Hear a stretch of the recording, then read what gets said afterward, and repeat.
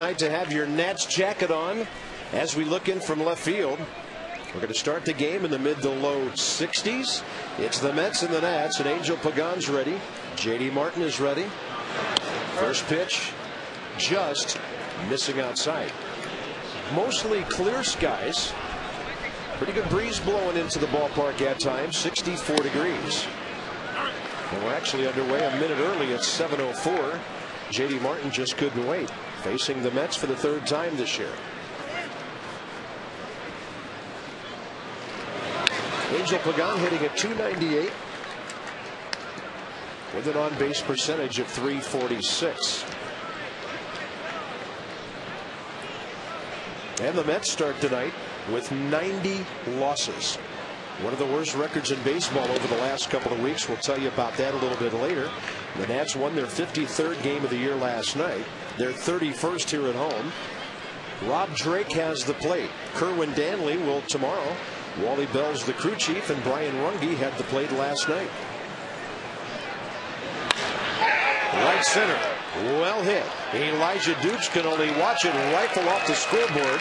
Pagan gets into second base very quickly.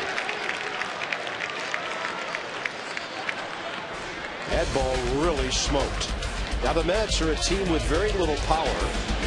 Luis Castillo's overall on-base percentage is .396 as he comes up in a moment. The Mets have only hit 93 home runs this year, the lowest total in all of baseball. Racked by injuries, and Jeff Francoeur has helped them out since coming from Atlanta. I was going to say JD Martin's a control pitcher. He's going to be around the plate an awful lot, and right there, down and in, he tried to go on Pagan, and Pagan just laced it in the right center. Castillo, a great bunter. Pitcher plays it, no play. It appeared Zimmerman tried to call him off it, but JD was already there. And the Mets have first and third, nobody out. Well, and a speedy runner, and then they made contact. Zimmerman and Martin did, and JD just wasn't able to unload that. As a pitcher, you usually want to give way to your third baseman. He has momentum. You're going to be throwing flat-footed. You're going to have no torque behind it, so he loses the handle when they collide. And now you got a situation here, first and third, no outs already in the first inning. And very good hitters coming up for the Mets. David Wright, Carlos Beltran, and then Daniel Murphy, who's done damage against the Nats this year. Washington will concede a run for a chance at a double play ball. Well, this is damage control, as you like to say, and I do like that. This is damage control right here. You can't even worry about the guy on third. You need to get an out. Maybe you can get two. It's way too early in the game to be thinking about playing infield in for one run. David Wright leads the Mets, having hit into 16 double plays this year. Castillo took a secondary lead and then stopped, as Will Nieves, just back from having almost 2 weeks off, is back behind the plate tonight. Well, he had a bad hamstring, but he doesn't forget how to catch right here. A nice block, keeps it in front of him. You see that nice lean towards the mound. He even gets a nice bounce off of David Wright.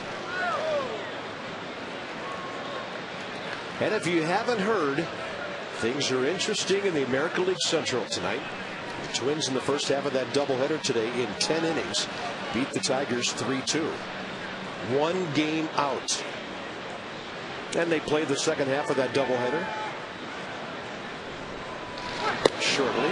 Well, Blackburn and Porcello both went 7 innings, pitched well, went extra innings. The Twins scored 2 in the top half of the 10th, and then Curtis Granderson took Joe Nathan deep for a home run, made it interesting. But the Twins held on and cut that, like you said, the lead to 1 in the Central. The winner was former Nat John Roush. Joe Nathan got his 45th save. How about Curtis Granderson, a leadoff guy with 29 home runs? But there's the story. They'll play again tonight. They have 2 more games in that series. And Minnesota's a team a lot of people around the country are rooting for because of the way the Twins go about their business.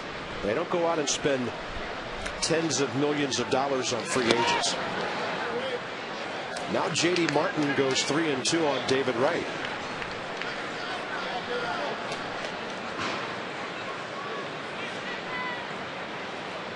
They could start the runner Castillo here. They don't, and David Wright pulls a foul. Well, once again, you've talked about this. We know this about David Wright. You don't want to pitch him away. Then you start the base runner, have your second baseman go to the bag and leave a huge gaping hole. And then you have first and third again with no outs. That's why I'm wondering why they didn't run him.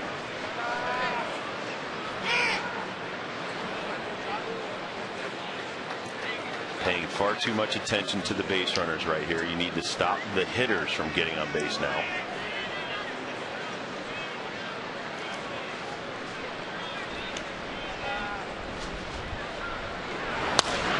David Wright, a defensive swing. Something, boy. I mean, Luis Castillo has stolen 20 bases in 26 attempts. Even if David Wright strikes out, if the Nats throw through to second base, Angel Pagan probably scores. We've seen that act before.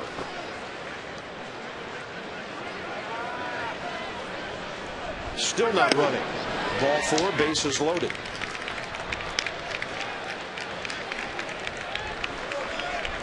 Well, had I known it was going to start like this, I might have changed my PNC Bank scout report. No, I'm just kidding. 2 earned runs or less in 6 of his last 9 starts. I'm not happy here. Does not pitch well at Nats Park. A 1-2 record with a 5.68 earned run average and finished strong. He started off great in his first 8 starts in a Nats uniform this year. 9 walks. In his last 6 starts, 13 walks, and that's in September. Actually, 5 starts. Carlos Beltran. And those are decent numbers considering he's only played in 77 games. Ball 2. And we talked about J.D. Martin. This is a control guy. His stuff is not such that he can get behind 2-0, 3-1 and try to challenge somebody with a 90-mile-an-hour fastball. Here's a rookie making a veteran move as Ian Desmond comes in just to give him a breather. Let him know there's a solid defense behind him. Dangerous count now. And even worse now, 3-0.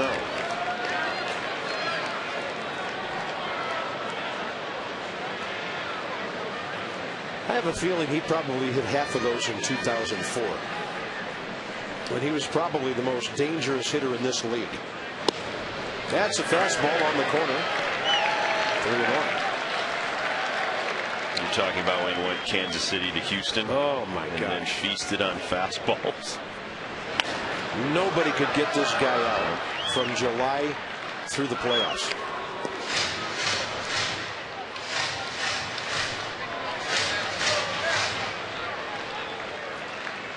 Pagan, Castillo, and Wright, all 3 with very good speed. 3-2 to Beltran. Nope. It's 1-0 Mets.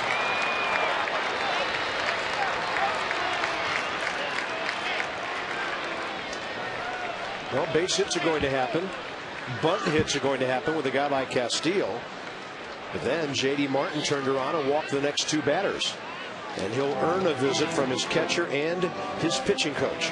Well, and I think Steve McCatty's going to come out and just say to J.D., you got to pitch to contact. You can't just keep walking, guys. So he walked David Wright after he had a nice battle with him. Then he got way behind on Beltran, 3-0. Can't pitch around guys with the bases loaded. You're going to have to make them swing the bat. Marco Estrada already loosening in the pen.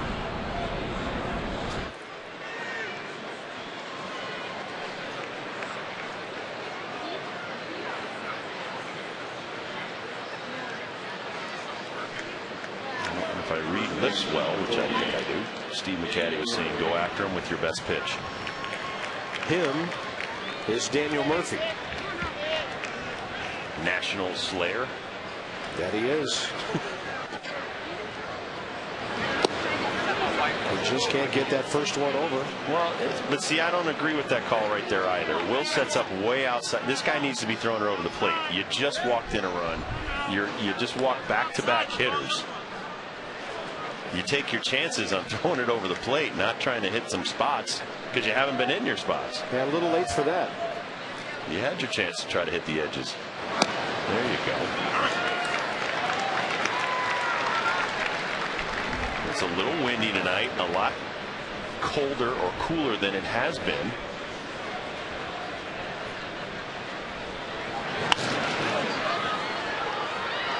And really, other than that laser hit by Pagan, nobody's had a real good swing at it. Nope. The wind is just enough coming down from the north to make it seem chillier than 64 degrees here. 1-2, the bases loaded. Had him reaching. Line drive, Desmond. Sweet. And none of the other infielders could get to their bags quickly enough, and the Nats will take it out any way it comes. Good leap by the tall young shortstop, who's a very good athlete. I even think he timed this a little bit wrong. He was up high quick, and he was coming down when he caught that ball. But thankfully, Ian's tall enough to make the catch. He looks up to try to get two, but there's one. Desmond listed at 6'2", 210. The next hitter is Jeff Francoeur. Fastball by him. Nice way to get ahead. And again, in this inning, two good swings. Some other guys didn't have to. Francoeur 308 in 71 games since coming to the Mets. Now you get ahead of this guy 0-2. You know what we're about to tell you, because this is the 17th time these teams have played this year, and the Nats played Atlanta earlier. You know the mantra here. You don't have to throw him a strike to get him out. Right, and last night they challenged him up high, and that's going to stay right there. They went up after him again. They struck him out a couple times last night with high heat. The difference is with J.D. Martin, he can't make an 89-mile-an-hour mistake, whereas Ross Detweiler throwing 93, 94 upstairs can get away with a mistake to Francoeur. So you're going to be real particular where you try to locate this pitch. If I'm JD, I try to go up and in and chop off his arms, not let him get extension. 0-2 to Francoeur, target away. And Will wanted it down and away.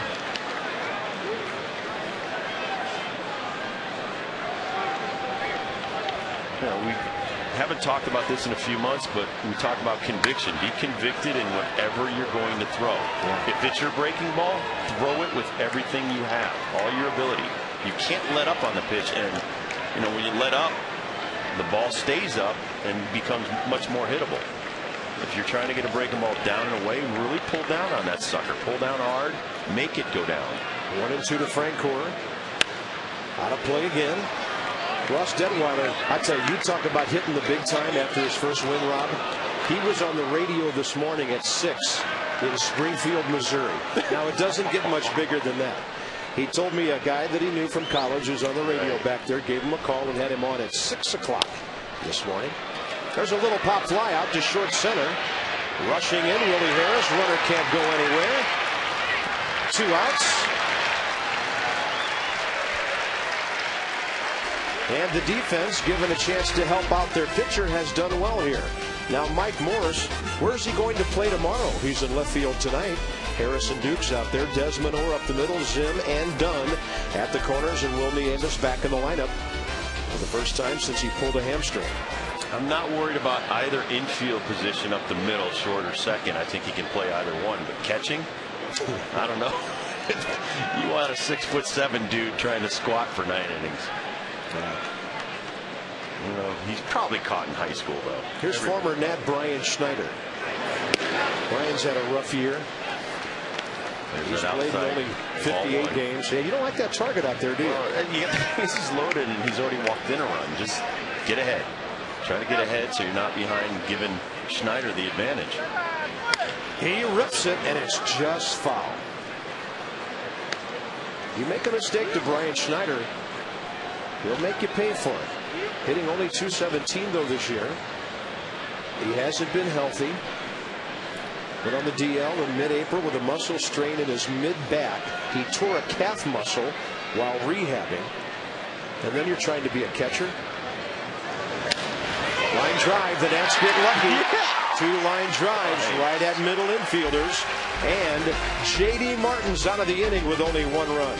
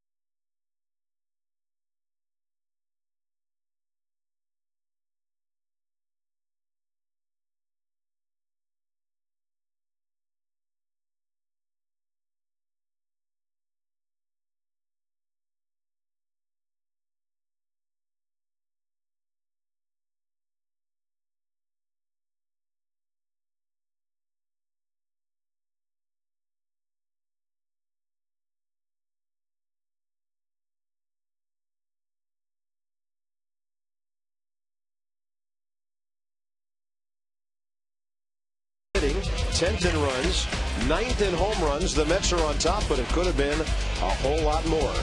Southwest.com lineup has Willie Harris leading off. Willie is 7 for his last 16. 30 extra base hits of his 72 this year. That's why his slugging percentage is so high. Look at Elijah Dukes. Hasn't been hitting well lately. Maybe Ryan Zimmerman protects him into some good swings. And here's Mike Pelfrey, who just faced the Nats on the recent trip to New York City. Mike is 10-12 in 30 starts. The Nats beat him and the Mets on Friday night, that 6-5 game, when he gave up 5 runs, 4 earned in 7 innings. Willie Harris hits one on a play to the left side.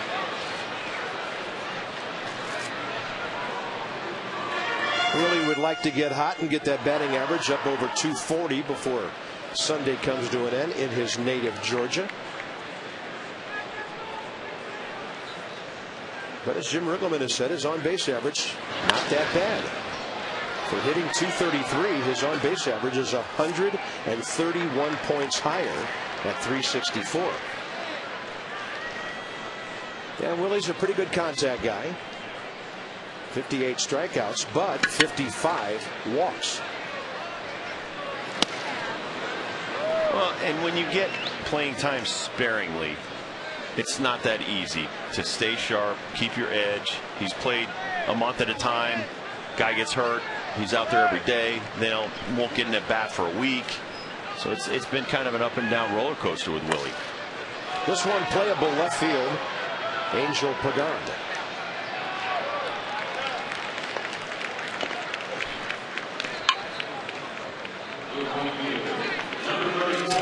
PNC Bank Scouting Report Jigsaw. This is a giant puzzle right here. 6'7", a former first-round pick, 9th player chosen in the 2005 draft. 6'7", 230, can throw 95 miles an hour. Has not been able to figure it out in his career. 28 and 32. He's only allowed 36 home runs in 79 starts. He's only 25 years old.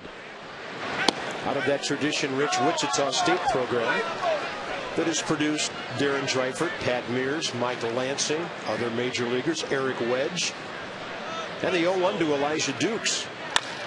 And a little chopper. That'll be cut off by David Wright. 2 quick outs. The Mets are in the bottom 5 in the league defensively, ranked number 12. Jeff Francoeur will help them when he plays an entire season there next year, if they sign him. He has 11 assists out there. David Wright, 17 errors at third base, the defending Gold Glove winner, but an unlikely winner this year. And then, of course, the outstanding defensive man. We know all about Brian Schneider, who will be a free agent at the end of this season. Ryan Zimmerman.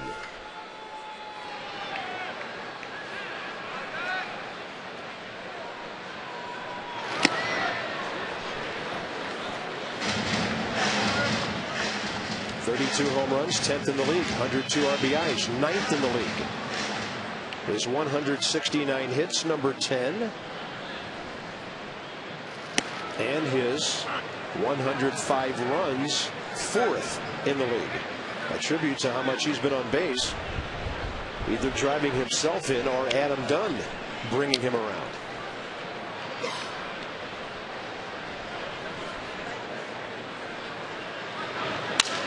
Busted bat up the middle. Valdez.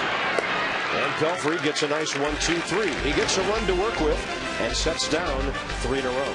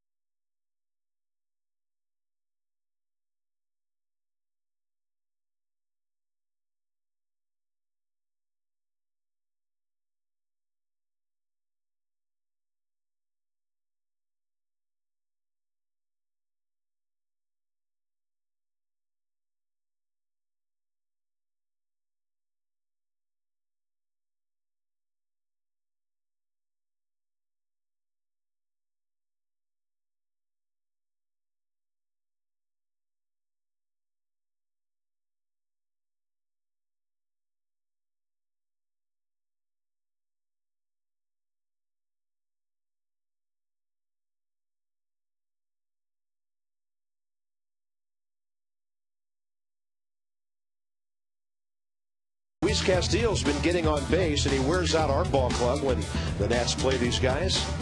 8-5 in J.D. Martin starts. So he's made 13, and he's won 5 of those personally with 4 losses. And now he'll get to work and try to throw some strikes here in the second. Wilson Valdez, the shortstop.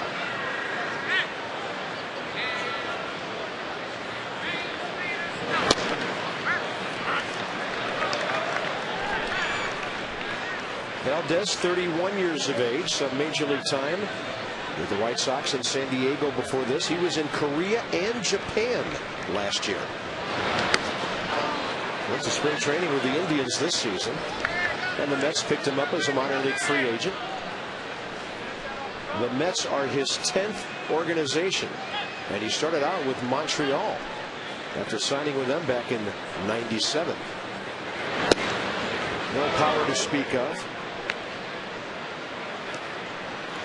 Pelfrey will be next, and then Pagan in the top of the second. Well, he's like the olden day glove man. They used to say good field, no hit. Yeah. Good the field, most no famous hit. scouting report of all time. Good field, no hit.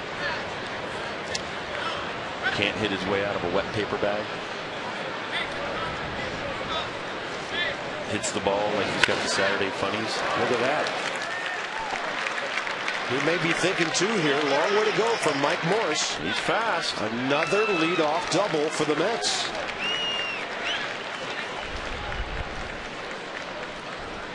That'll give Mike Pelfrey a chance to move that runner to third base.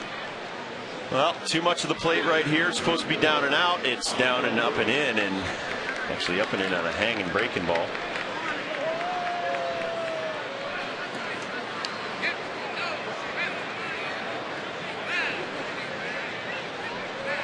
Pelfrey 5 for 50 this year. 4 sacrifice bunts. A hard bunt. Dunn fought about third. Plenty of time to get it to Pete Orr. 3-4. Sacrifice good. Well executed by Mike Pelfrey, and now Angel Pagan bats with an RBI opportunity after doubling off the scoreboard and scoring in the first inning.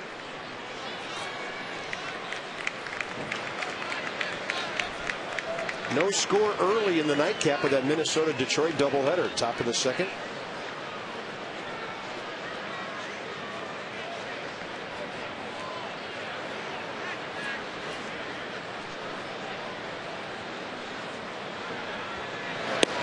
Rob, did you see the touching celebration by the Angels last night? It was unbelievable. They even went back out on the field and went to Nick Aidenhart's number that's on the outfield wall. And they all touched it. That was really something. Bouncing ball, base hit. Mets lead 2-0. Angel Pagan's 32nd RBI. That looked like Luis Castillo hitting. Except Castillo's walking in there now. Well, I think they can all probably learn a little bit from Luis Castillo. He doesn't try to do too much, and right there, Pagan taking what he's given right there. Fastball away, which we've seen a bunch from JD tonight.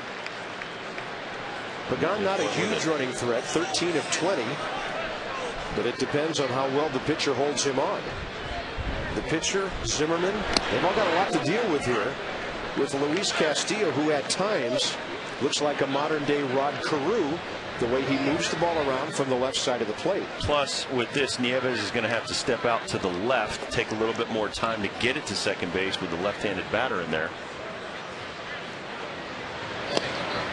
But this is a switch hitter who, from the left side of the plate, is hitting almost 50 points higher than the other side. Been around for a long time. Part of a great double play combination for years and years in Florida with Alex Gonzalez. And he'll be a free agent when the season's over. Somebody will be interested in him as a number 2 hitter. Career batting average coming in of .292. And he's 20 points over that.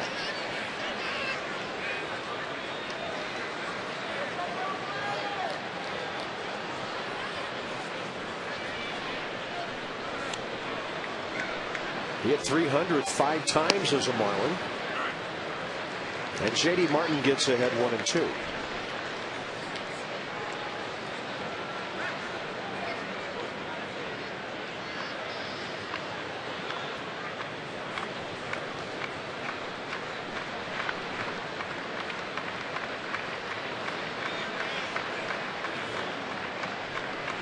Pagan a short lead, holding, and the ball served in the left. That'll be Mike Morse. 2 outs. It's getting down to the end here, folks. John Lannon, Tim Redding tomorrow, and a reminder: first pitch is at 4:35 on Mass and HD tomorrow. Then it's on to Atlanta, Mass and 2 Thursday, HD Friday. Fox has picked up the Saturday game at 4 o'clock. And then Rob and I with our friends from DC 50, and of course Debbie Taylor and our outstanding Mass and crew will wrap it all up for you and bid you an emotional farewell on Sunday.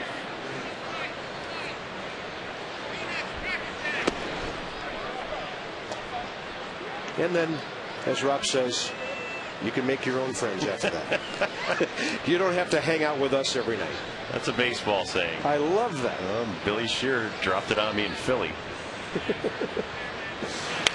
That might be the best opening or closing line for a baseball season, since Howard Johnson said to Dwight Gooden that one year when he went 24-4, he said, "Doc, if you hadn't lost those 4 games, we would have won this thing." 24-4. Goodness.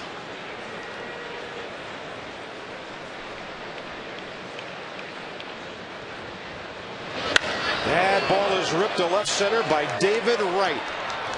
Off the wall on a fly. Pagan flies home, and David Wright makes it 3-0. RBI number 70.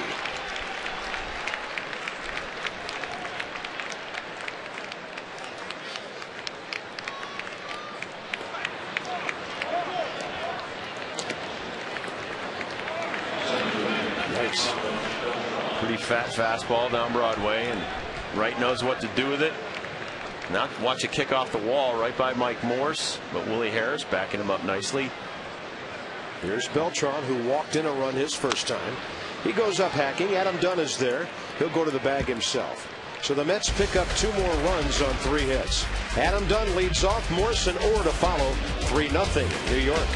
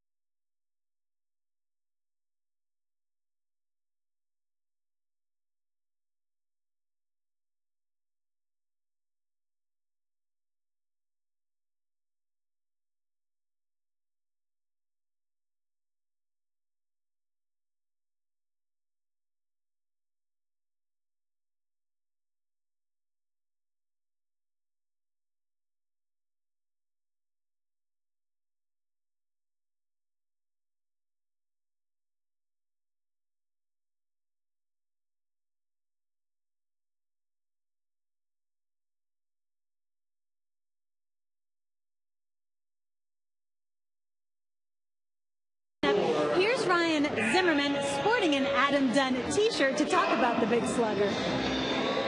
There's not too many guys in the league that are a solid forward guy and does what he does every year. And I think, obviously, he's done it again this year. He's probably one of the most consistent players I've ever been around. So just to see how he goes about his business, what he does day to day, and the way he works pitchers, the way that he doesn't swing at balls too much, things like that, just little things like that I've learned. And future's bright if he keeps learning from him, too. Now, they're the first pair of franchise teammates to both knock in 100 or more RBIs in the same year, Bob.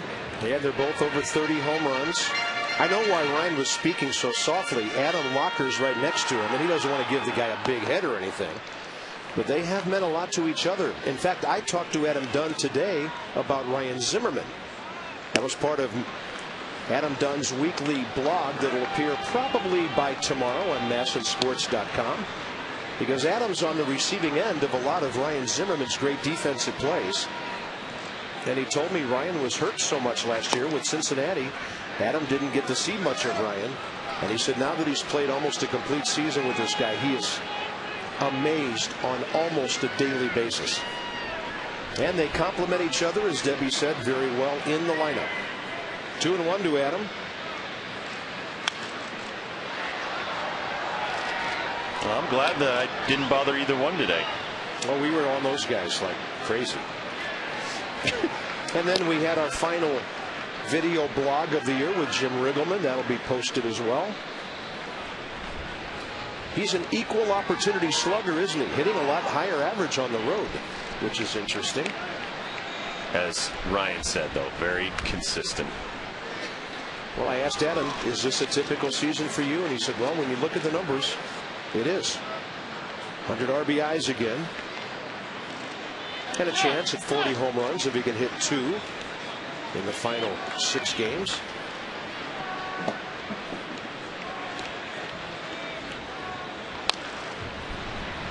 But the other thing is, over the last month or so, with Josh Willingham hitting 141, Adam Dunn is not seeing some of the fastballs he was seeing earlier this year. They're nasty pitching him until somebody behind him makes them pay for it. They walk him, they walk him. That's an off-speed pitch that strikes him out, and Adams down for the 172nd time. Maybe Mike Morse protects tonight.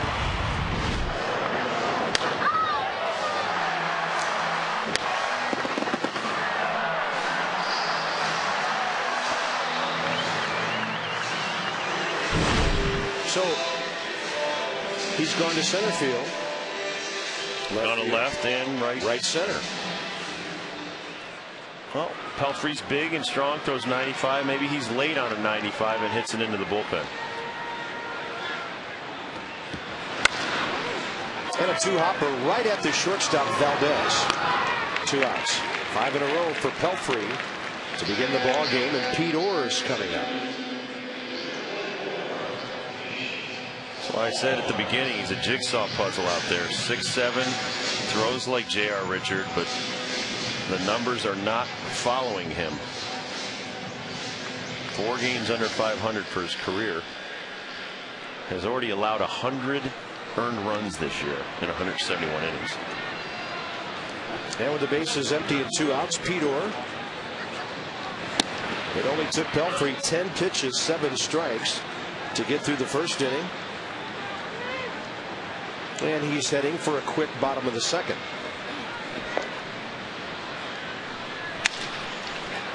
It'll be 10 pitches each inning. Castillo takes care of the ground ball there. We're into the third. Murphy, Francoeur, and Schneider, and the Mets lead 3-0.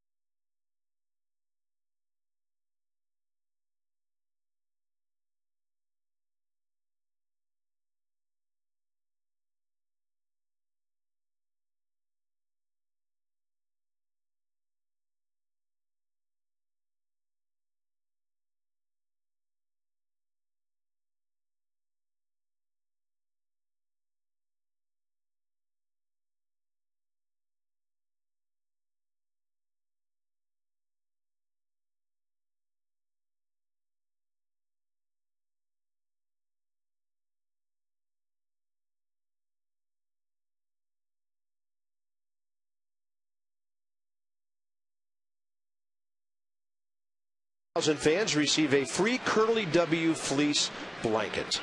Get your tickets. Nationals.com, 202-675-NETS, or stop by the box office, walk up and buy some tickets for the ball game tomorrow. And you can have the same blanket that Rob Dibble will stay warm in Southern California with this winter. When it gets down to what, 65, 68? Yeah, it may not happen this year since it's still 100. Willie Harris stalking that ball, had it all the way off the bat of Daniel Murphy. And the top of the third is underway with Francoeur and Schneider coming up next. Yeah, it might be a little bit nippier on the plains of Oklahoma in the winter than. Well, that's where the wind comes whipping down the plain, you know. You better watch it. I'm going to break into song. Oh. Now, if I go down to the beach and I go surfing, then I'll definitely need the blanket. You're killing me. My best friends are already calling me. Hey, you ready to go surfing? And these guys are old school from the 70s. They go at like 5 in the morning. That's yeah. I don't like being on the ocean in the dark of night. Drilled by Francoeur. Too many big things swimming around out there. Absolutely. You got it. In game 2 of that doubleheader, the Tigers have scored in the bottom of the second. Miguel Cabrera hitting his 33rd home run. And after the Twins won the first one, the Tigers lead 1-0.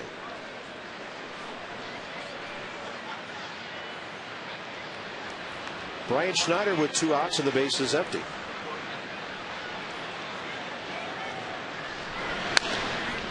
Ball stays fair. Adam Dunn stays with it. Right near the bag, J.D. Martin, and a very quick top of the third. Desmond Nieves and Martin for the Nats, down 3.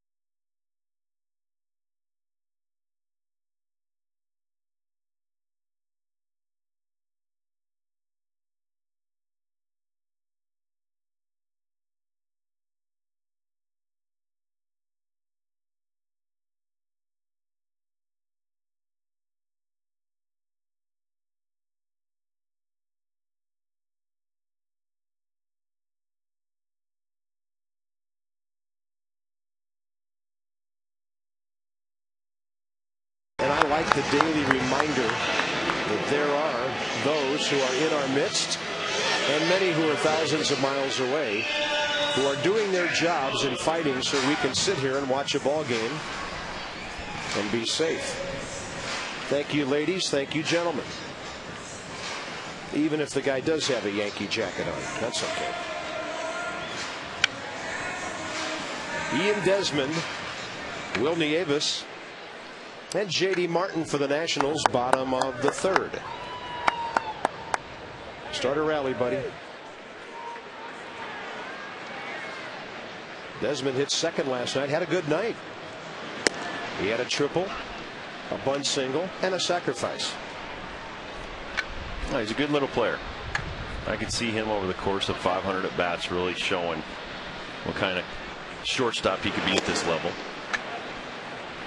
It seems to me that the experimentation of moving him around to different positions is over. Now that Mike Morse can play anywhere, why move this guy around? Exactly. You know, between those two and Willie Harris, there are some very versatile guys on this club. That's well struck, but right at Jeff Francoeur. 7 straight by Pelfrey to start the game. Well, the Astros giving the Phillies a headache again tonight, leading in the 3rd inning, 1-0 on Lance Berkman's 25th home run of the year. Later tonight, Jason Marquis for the Rockies, 15-12. I think that's Adam Dunn's t-shirt. That's a double XL right there. You could fit 2 Chillins in there. That's funny. How are the Braves doing? Bottom of the 2nd in Atlanta, and the Marlins have an early run. By the way, Josh Johnson is pitching tonight. He was scratched a couple of days ago. And he has the Marlins ahead of the Braves right now, 1-0. In the wild card, Atlanta just 2 behind Colorado. Little chopper by Will Nieves. Had a chance to chat with Rick Eckstein around the cage today during batting practice, and I asked him about a hitter like Will Nieves or anybody coming back from being off for about 2 weeks. And I asked Rick, what's the biggest thing they have to deal with, or their biggest challenge? And he said it's getting your energy and your adrenaline under control, especially for a guy like Will, who doesn't want to get all jacked up and pull the ball. He wants to hit it up the middle or go to right field. So Rick watching very intently here as Will Nieves gets his first at bat in almost 2 weeks.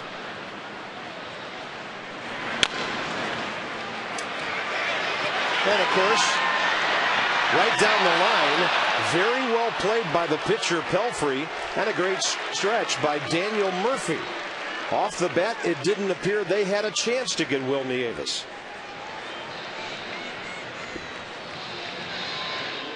Shows you what kind of athlete Pelfrey is right here. He finishes off, goes towards the first base side, gets over there, beats Snyder to the ball, 1 step off balance, and he throws out Nieves. You know, I always thought you're supposed to hug the guy after the play's over. Well, 2 times tonight we've seen that play. Once by J.D. Martin and Zimmerman, where they got in each other's way. And right there, he beat Snyder to the ball. And look at this. After 8 in a row, the pitcher gets the Nationals base hit. J.D. Martin with his 4th base hit of the year in 22 at-bats, busting his bat. J.D., every pitcher's dangerous with a bat in his hand. Swings at the first pitch, snaps the bat off, and it dies a very good death for a base hit. Top of the order again. Here's Willie Harris, who flied to left his first time up. Well, I'm not big on stock, but I would buy it in a lumber company. Jiminy Christmas. If only we'd known this 10 years ago, we could both be living in Oregon, multi-millionaires. Hey, wait a minute. Since you're the brains, I'm out there chopping the trees down? Well, somebody's got to keep the books. That's fine. I'd help you. I don't mind. I like to chop the trees down. I was going to say, when you're talking about Zim and Dunn, another thing, Zim, you could have asked him was about using all of Dunn's bats. He's broken 2 in the last 2 games. Well, you know, and he takes all of Dunn's good wood. Yeah. So, I'm doing the last interview of the year with the guy. I don't want to get him mad. Oh, no. Dunn's fine with it. It was a cheerful thing. Well, Dunn's fine with giving away the bats. Yes, he is. He's very, you know, Adam's a very generous guy. And very easygoing. But, you know, last week when we chatted about such things, we were talking about his presence in the clubhouse, you know, because he's known as a great clubhouse guy, and Adam doesn't have to try that. It just comes naturally to him because people are attracted to him, and he's a great teammate. And they complement each other very well. Willie takes a fastball up, and the count goes to 3-1. Northrop Grumman here on the 2-1 pitch that's just up high.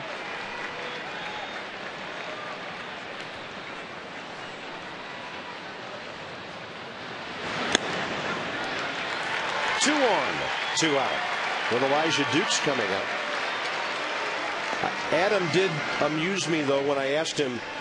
I said, okay, when Adam Dunn goes home after the final game of the season, and after you kiss your wife and play with the kids for a while, what's the first thing you do?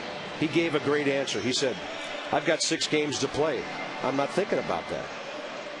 And that's Adam Dunn. He's thinking about what his job is, even though this season, from a lot of standpoints, has been over for a while. But he knows he's paid to do a job, and he's going to do it until they tell him to go home on Sunday. I thought that was a very revealing thing that he said. Well, and I also think he wants to play on in October, like every player. And, you got 4 months to do whatever you want to do. Most of these guys want to keep playing. Elijah Dukes could swing the Nats right back into the game here. He pulled the ball to David Wright first time. That's why I love a lot of the Latin American players. They as soon as the season's over, they take about a week off, and they're back to playing ball. They can't wait to get back after it.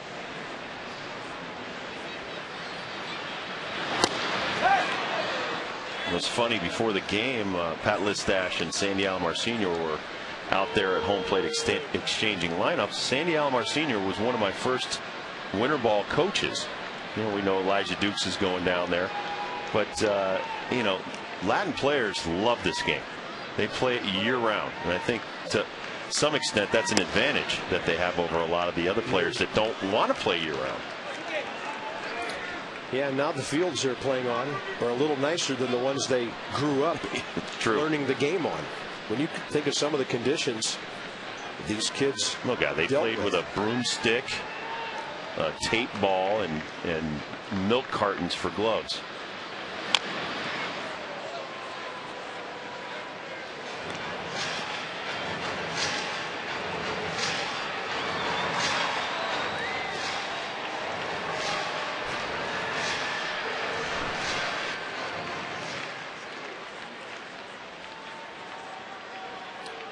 Tigers now lead 3-0 over the Twins with 2 more runs in the third.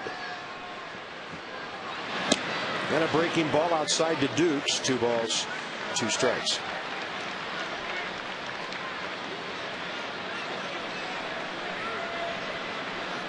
Big inning potential as Zimmerman gets up here in the third.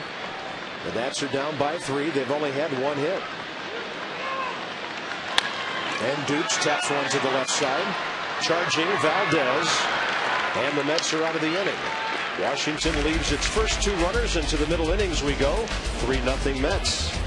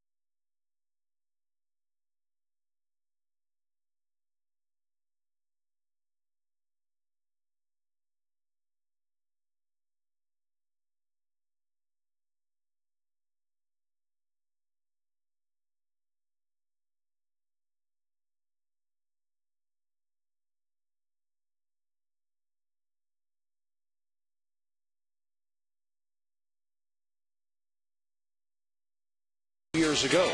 This year he pitches at Potomac and Harrisburg and wins 2 out of every 3 decisions. A good ERA, lots of innings. And another guy, Rob Dibble, with at least a 2-to-1 strikeout to walk ratio.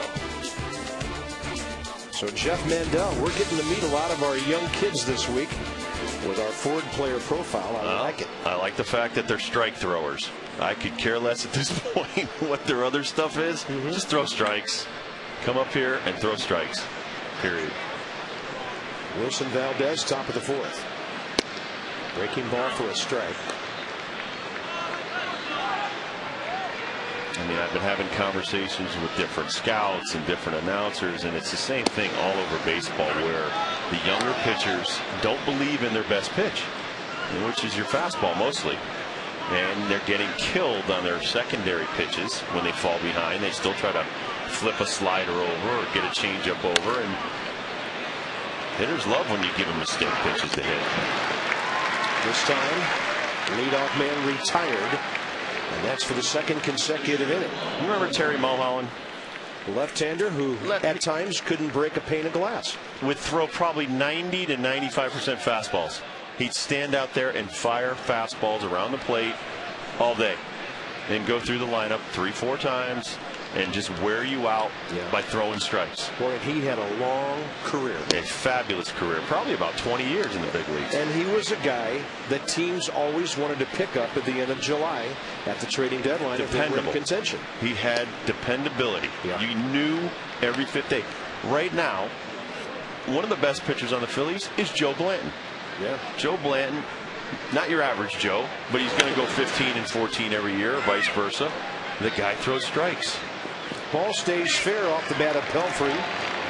Adam Dunn gathered it in, and suddenly 6 in a row retired by J.D. Martin. Top of the order with Pagan coming up.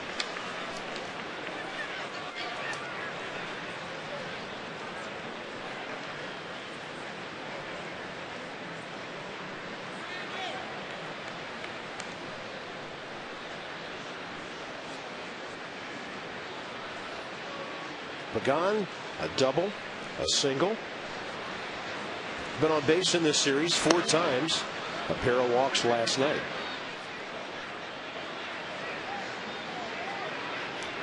I don't know if this player figures into the Mets' plans for next year. Well, but he has certainly showcased what he has, either for them or some other teams around baseball stepping into a situation. A lot of teams wanted him a couple years ago, and he got hurt. And that's what he's hitting against the Nationals this year. 368 is just wearing out our pitching staff. But they did not trade him, and he may turn out to be a very good ball player. Yeah, he's a member of the All Ibanez team this year. Maybe we'll have to look it up and find the guys who just wear out our ball club. But Raul, we have to name the team after Raul Ibanez. The guy's ridiculous. I think Hanley Ramirez would be on that club. Cody Ross would probably be on that squad. Ibanez, Chase Utley. Yeah, Chase Utley. I think he wears everybody out.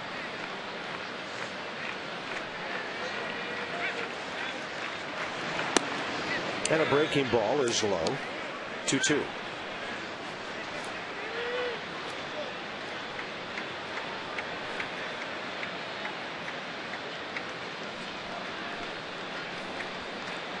Target away. Oh, good location. Gets him a fly ball to left. And it's run down by Mike Morris. Boy, Pagan took an easy swing and hit that thing a long way.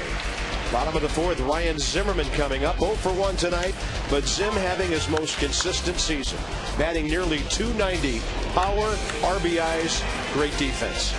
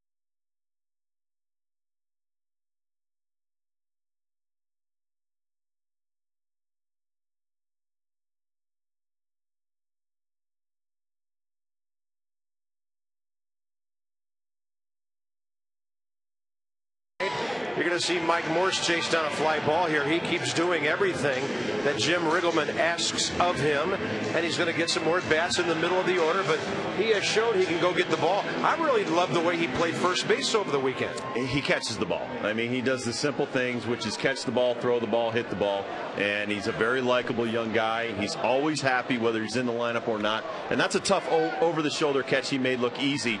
And going right field, left field, like you said, third base, first base, his versatility can make him a definite chance to make this ball club out of spring training next year, but also be like a Mark DeRosa type guy, where the better he hits, the more he's in the lineup. Zimmerman, Dunn, and Mike Morse, bottom of the fourth.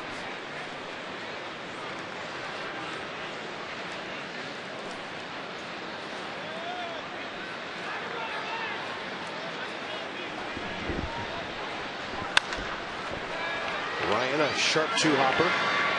Wilson Valdez and Mike Pelfrey has it going on tonight. Good day for us to partner with Major League Baseball, and Players Give Back tomorrow, offering free tickets to military personnel. 5,000 will be available for the game tomorrow. All active military personnel can pick up your tickets, and you get 4 of them per person with a valid military ID. And they'll be available starting at noon at the Nationals Park Grand Staircase box office. That's located right field side over on 1st Street. We hope you can come and join us tomorrow.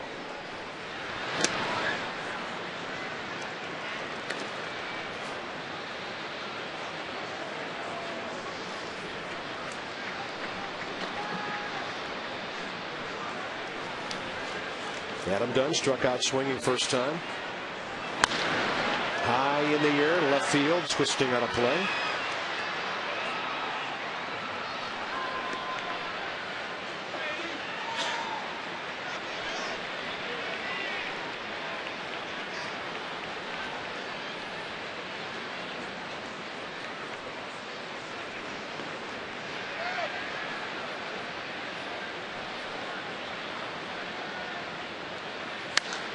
Adam Dunn gets under one, right center. Beltran is under it. 2 outs. Just got inside on him.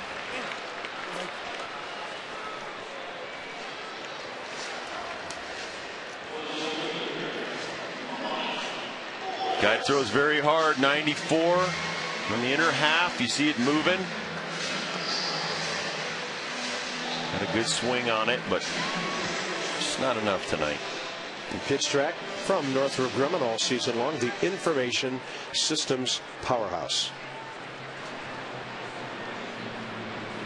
Mike Morse bounced out to short first time.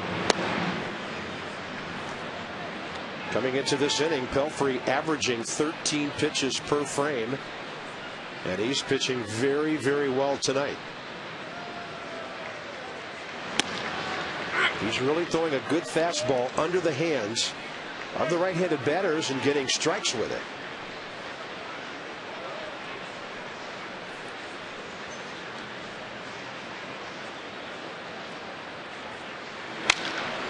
And a similar result to the first one. Valdez gobbles it up, and the Nats are gone quickly. And after 4, the Mets 3, Nationals nothing.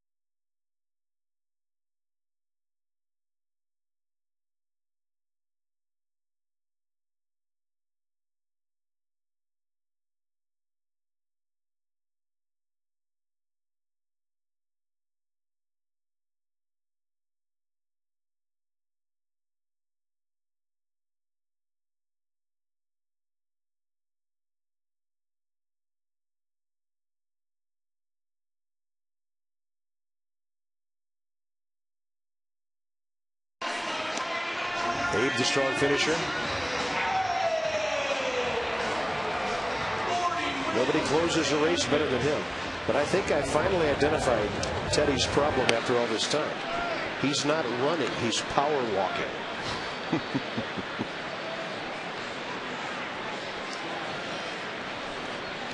Top of the fifth. Luis Castillo for the Mets outside. Castillo right and Beltran. 80th home game of the year tonight.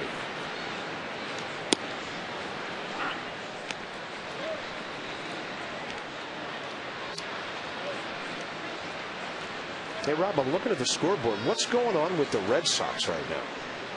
They've lost 4 straight, and that's routine to center for Willie Harris. They're not exactly going into the playoffs on fire. Momentum, yeah. Right well, now. The Yankees swept them. The Blue Jays pounded them in a rain-delayed win last night for the Blue Jays. Got a few issues. Lester got hit with a line drive in the knee, so he was pushed back. Beckett's got upper left back spasms. I've never heard of such a thing, but he missed his start last night.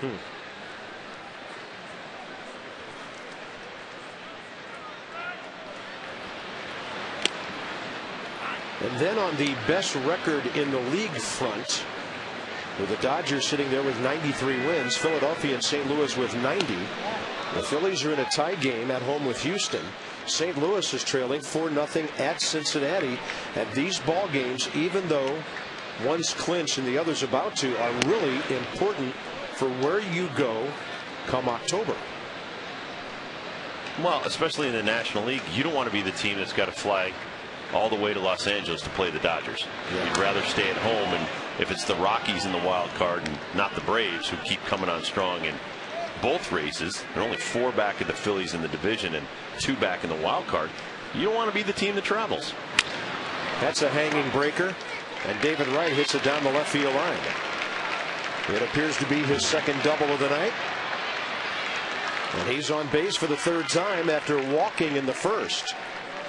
That ball was just sitting up begging to be hit. Well, I think the game plan changed. Okay, we're not going to pitch him away because he's hammering it to right center field, so we'll go in, and this is a hanging breaking ball in, and it gets killed. I want to have that ball down low.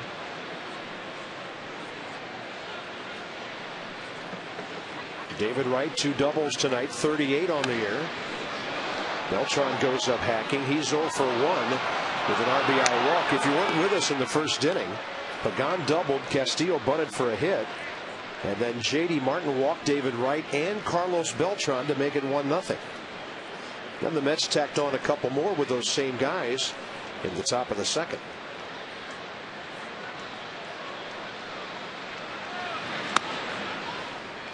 Marlins have scored again, top of the 4th inning. Dan Uggla, a free agent to be, his 31st home run. 2-0 Marlins. That's against Tim Hudson. Ground ball to the right side. Pete Orr to Adam Dunn. David Wright's at 3rd base now, 2 outs.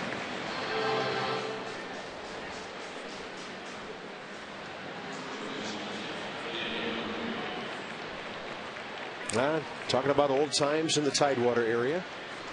Those two have known each other for a long time, and they're not that old. Ryan Zimmerman turned 25 yesterday. Throw in Mark Reynolds, and you got a pretty good threesome of third basemen. David Wright's the old man at 26.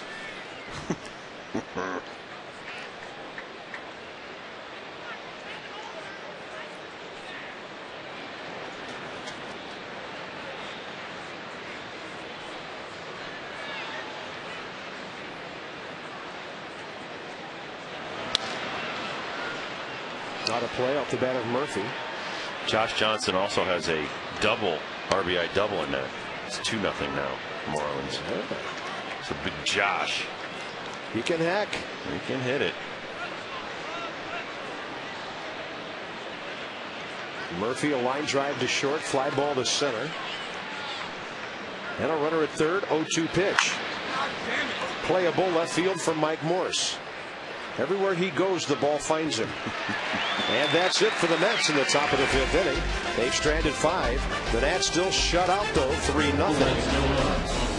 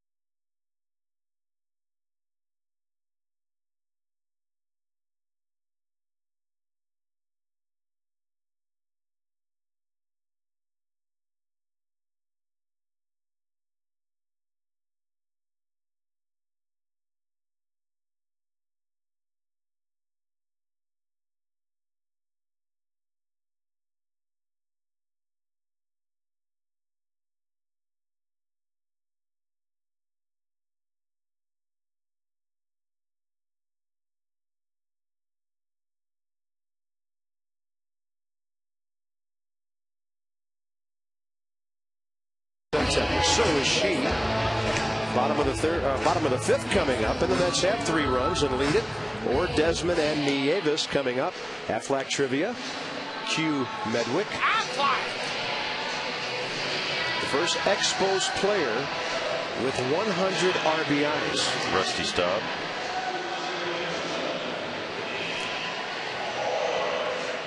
Rusty Staub made our list last night of teenagers who hit home runs and then hit home runs in their 40s. Ex-Met. I don't know why the name of Hubie Brooks is in my head right now. Did he ever have 100 RBI season? I don't know. It was good for a while. Gary Carter. It's a good call. So that'd be the first Expo. We're talking early days here. Now, does ex-Met mean he played for the Mets before the Expos? No. Or just any time? He played for the Mets eventually. Okay.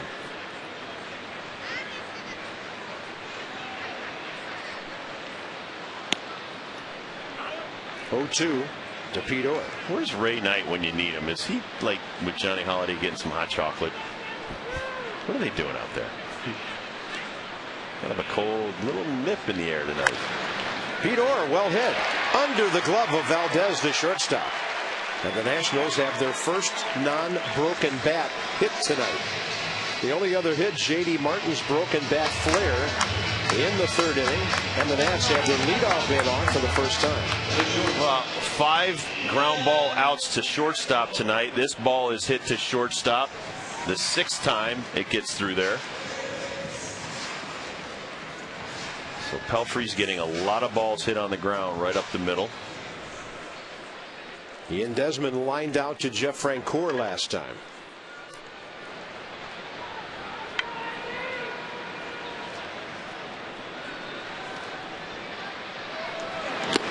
Well, I think Pelfrey's had a pretty simplistic approach. Throw a lot of fastballs, keep throwing them until they prove that they can hit 94, 95. And so far into the 5th inning, the Nationals have 2 hits.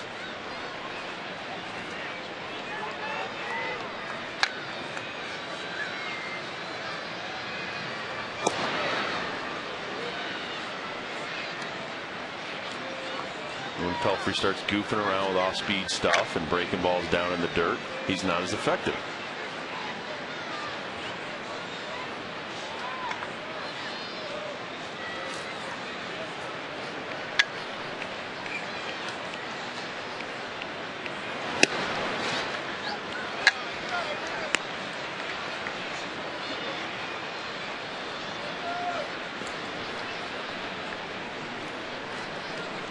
Running count here. Hit and run count. But how frisky do you get when you're down by 3? And a rookie hitter in there.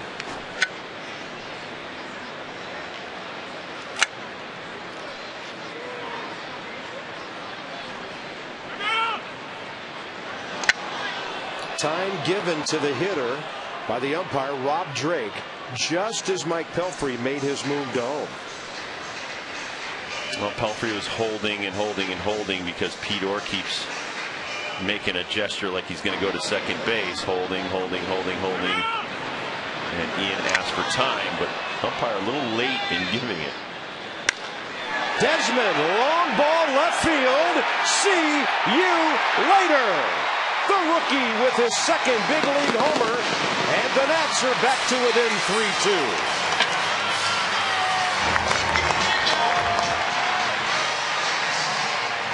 How's that for a hit and run?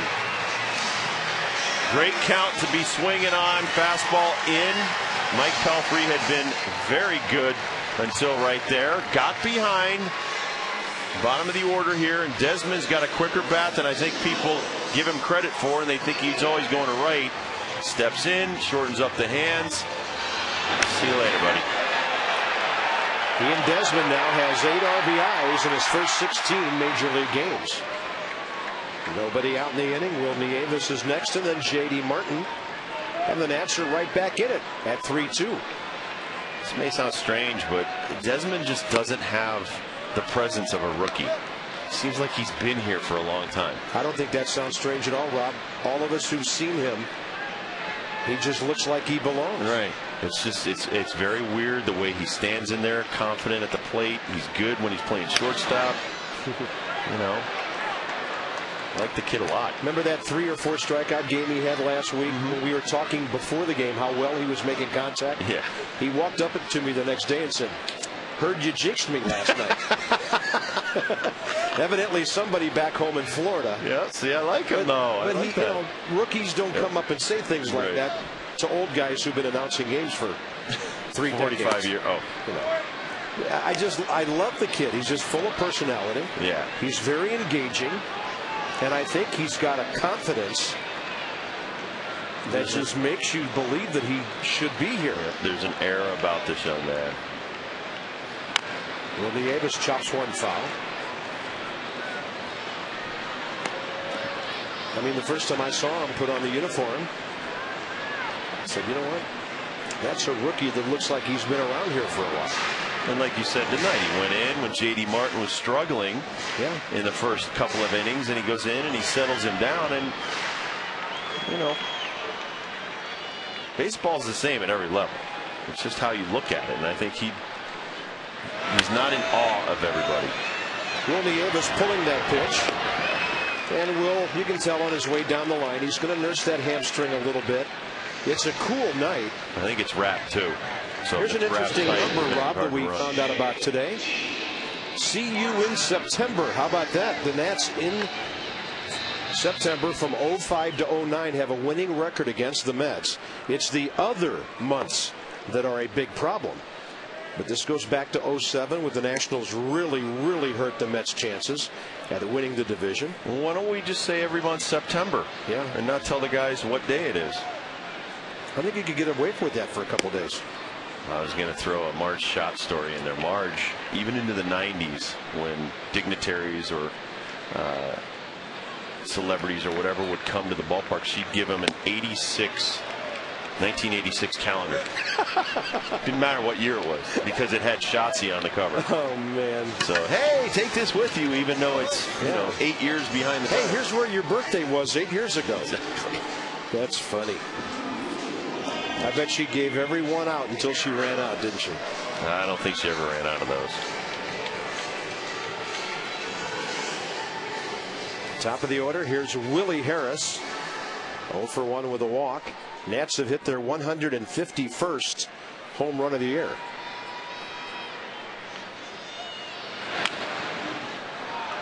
Like Willie was trying to tie the game with that swing.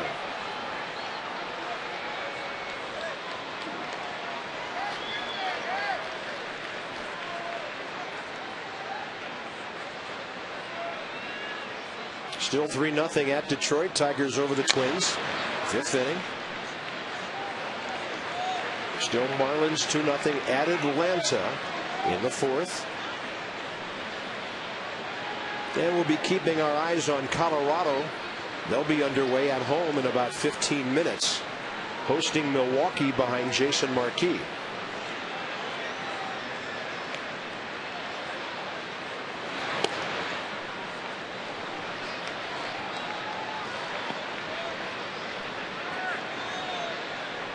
Pelfrey gives up a home run about every 10 innings. That was his 18th of the year. Well, I said that coming in.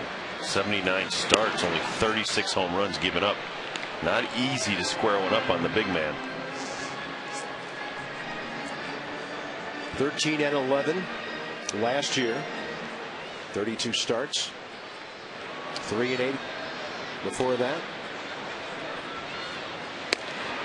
And the fastball sails upstairs 3-2. We talked about this when we were in New York, though, with Pelfrey. He's a lot like a Strasburg. He was the 9th player chosen overall in 2005, and by July in 2006, he was in the big leagues. Yeah, made 4 starts that year. Yep. So it's hit or miss with this gentleman. Harris pulls it hard, base hit. Castillo couldn't reach it, and the Nationals, who came into this inning with 1 hit, have 3 here in the 5th. That'll bring up Elijah Dukes with the tying run on base.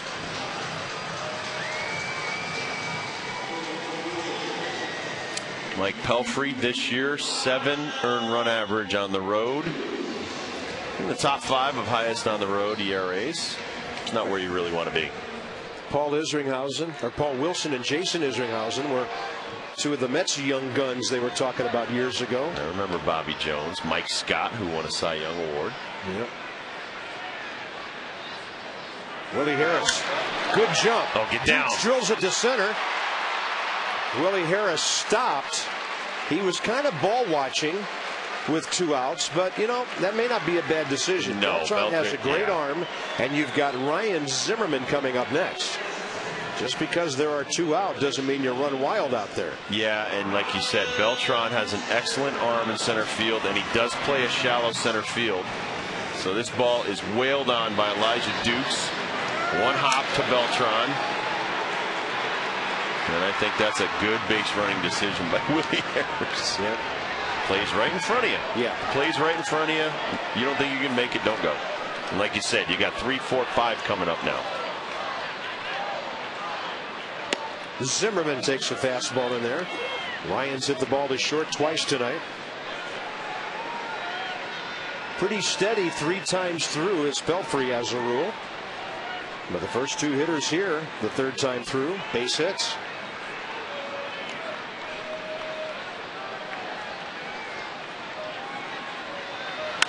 Zimmerman to the gap in left center. That ball is down. This game is tied. Dukes goes to 3rd. And for Ryan Zimmerman, RBI number 103. How about this for 2-out hitting?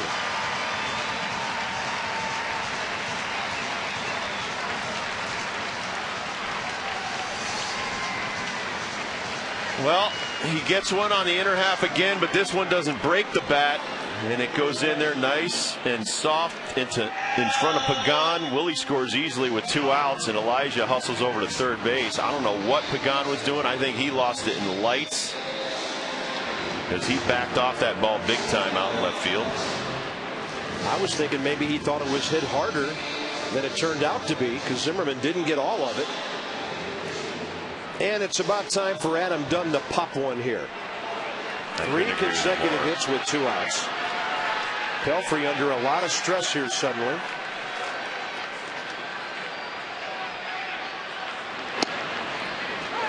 It's strange. His fastball seems to straighten out as we go along in this game. Getting more of the middle of the strike zone, and guys are teeing off on it.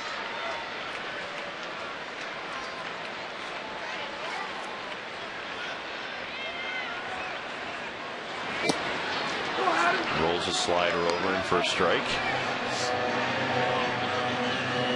Zimmerman now has tied Adam Dunn for the team RBI lead. Seems like every time Ryan's done that, Adam immediately has gone ahead of him.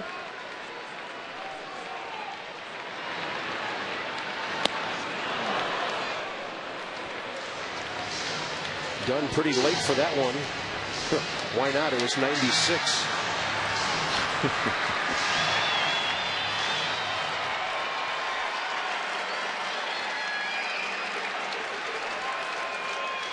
2 on, 2 out, 3 runs in.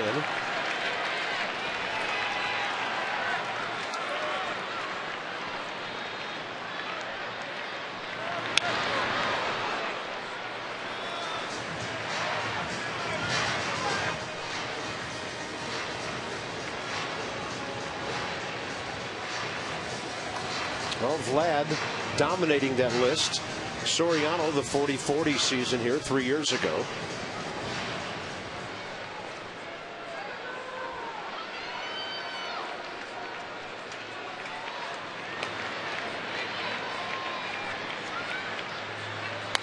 Done. That one stabbed by Murphy with a good play. And the Nats have a big inning. 3 runs on 5 hits, highlighting it. The 2-run homer by Ian Desmond, his second big league blast, and the Nats are back even.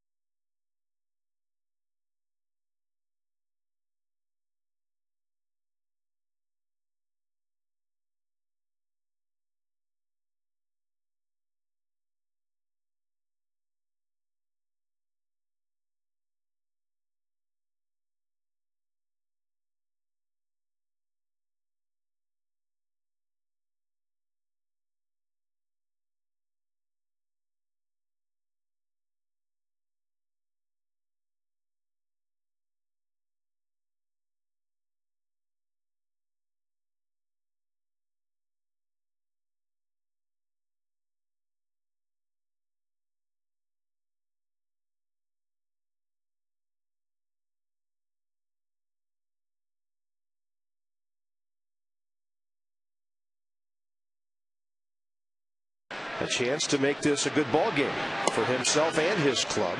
And a breaking ball is low to Francoeur, who's flied out twice.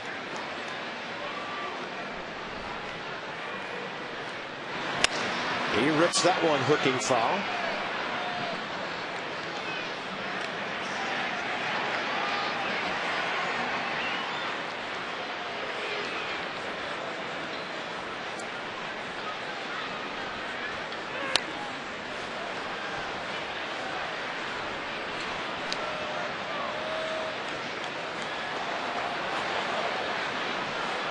Martin getting his evening under control, only giving up 1 hit in the last 3 innings. They keep going up the ladder with Francoeur once they get him to 2 strikes.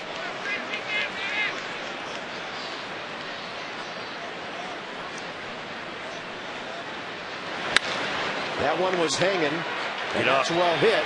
And Morse recovers to pull it in.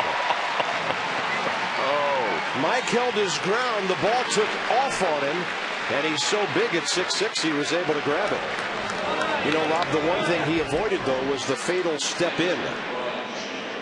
That ball was hit extremely hard. If you don't have a 6'6" left fielder, this is a double, 1 hop in the wall. But you do have a 6'6" left fielder with some game, and he gets up, full extension, makes a great catch.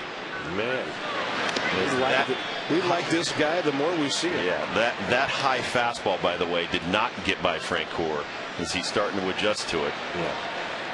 It's like I said about Detweiler, 93 up there can get by Francoeur, 88 by JD. Lucky that stayed in the park. Ryan Schneider fouls one quickly, 0-2.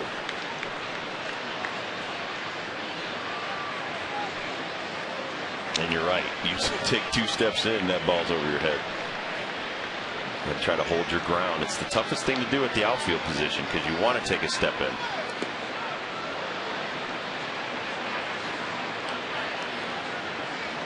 Maybe he's tall enough to where the lights don't affect him out in left field. Yeah, he's not looking up like the other guys are. Schneider drills one up the middle. Good swing by Brown. He's hit 2 line drives tonight. Wilson Valdez coming up in the number 8 spot. And then Pelfrey, maybe. I think this might be Ken Singleton. First Expos player with 100 RBIs. An ex-Met. The ex-Oriole. Yes. There you go.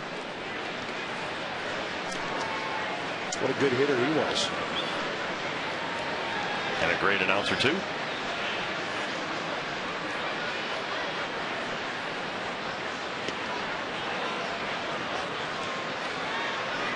Yeah, but it's easy to announce a team that wins 101 games for crying out loud. Tyler Clippard warming up. That ball drilled. You got a guy there. Really right there. J.D. Martin not fooling anybody here in the 6th inning, but they are hitting it at people. And Pelfrey will stay in the game and bat here with 2 outs and a runner at first base. Hey, thanks, Jerry Manuel.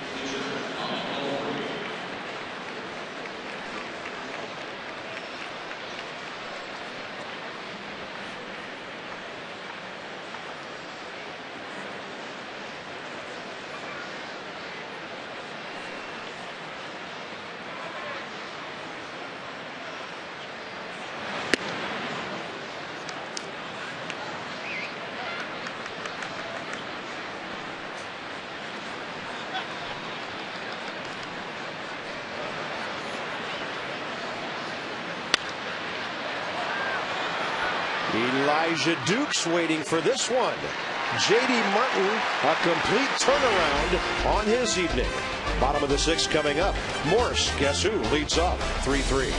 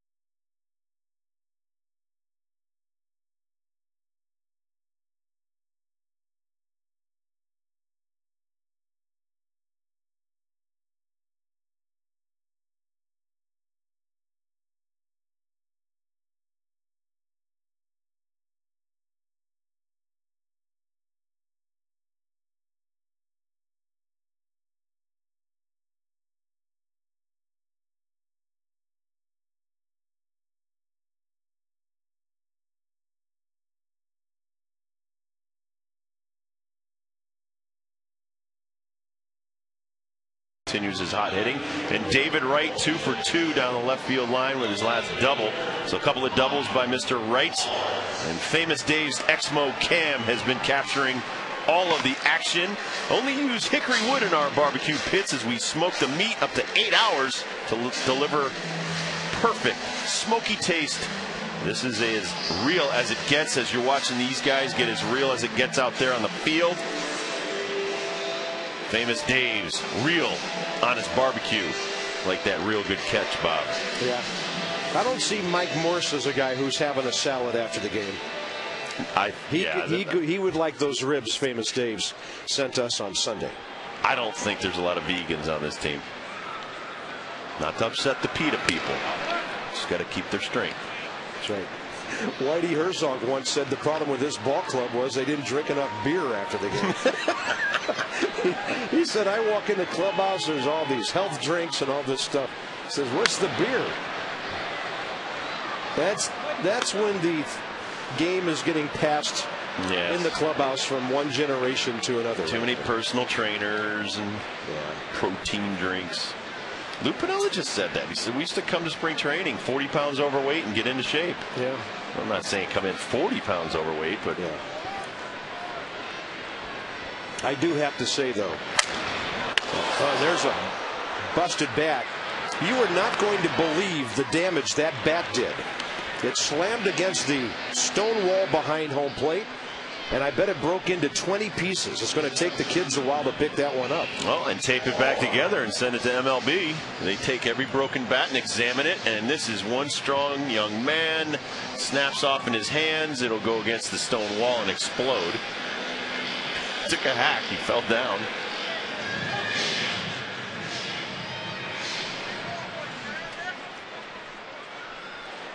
I mean, that thing on a fly slammed off the stone wall back there. Well, I'm just glad that it has not hit a fan. Yeah. I was about to say and/or player. It's my biggest fear because they're just they're projectiles. They're going farther and farther.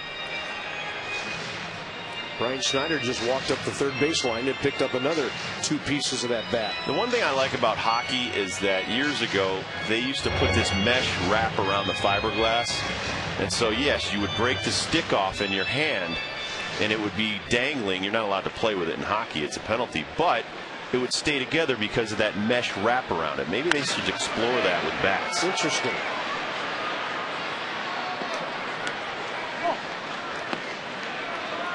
Of course, then, you know, well, then announcers are going to have to say, well, he hit it on the mesh. Didn't get all of it. Yep, got in on the mesh. Yeah. They've got to figure something out, though. I hope it happens when somebody gets killed by one of those. 1-2 to Pete Orr. Pete's 1 for 2.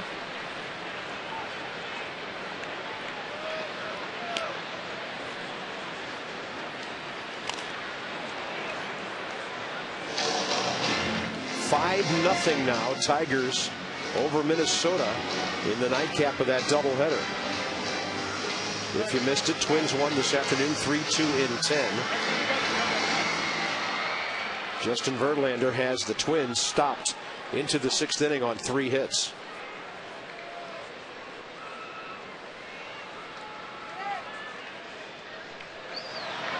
Pete Orr rips one. Murphy gets behind it.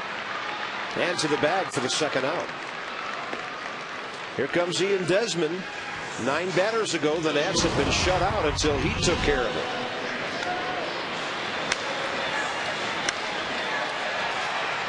That's a quick bat. That is a quick bat.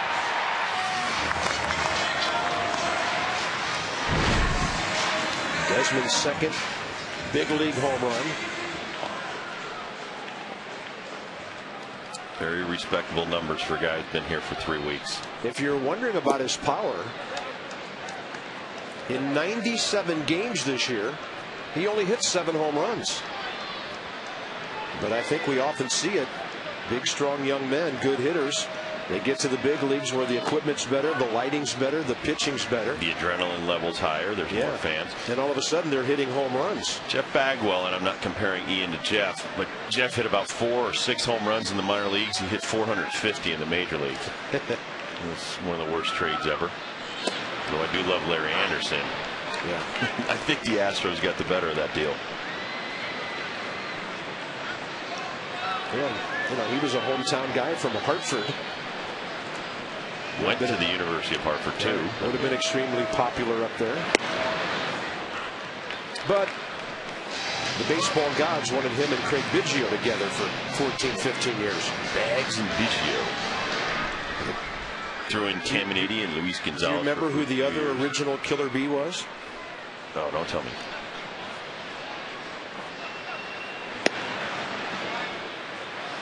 Played for a bunch of different teams. This is before Berkman. Todd Beal? I'm kidding. Is he related to Todd Zeal? So you had Bagwell, Biggio. Guy could hack. Bernazard? No. One bench. And that ball spins beyond the reach of David Wright. Desmond going to second. Yes. Nice. That kid's got some wheels. He's hit the ball hard 3 times tonight. Bell. Derek Bell. Derek Bell. Thank you for the time.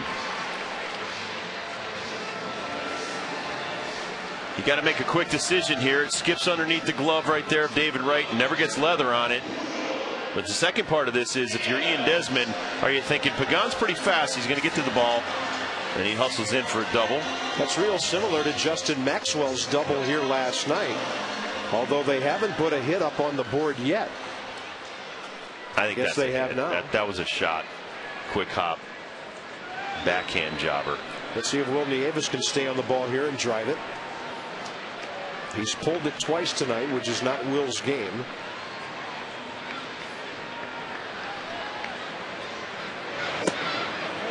Well, we do have a luxury, though. We have 3 catchers with Burke and Bard on the bench. So this guy's been out for a couple of weeks. Could possibly pinch hit right here. Guzman is waiting to pinch hit next. Will Nieves does go right field, but he hits it too well, and it carries to Jeff Francoeur. The Nats strand their 5th runner of the night. On to the 7th inning. Tyler Clippard taking over for J.D. Martin. 3-3 game.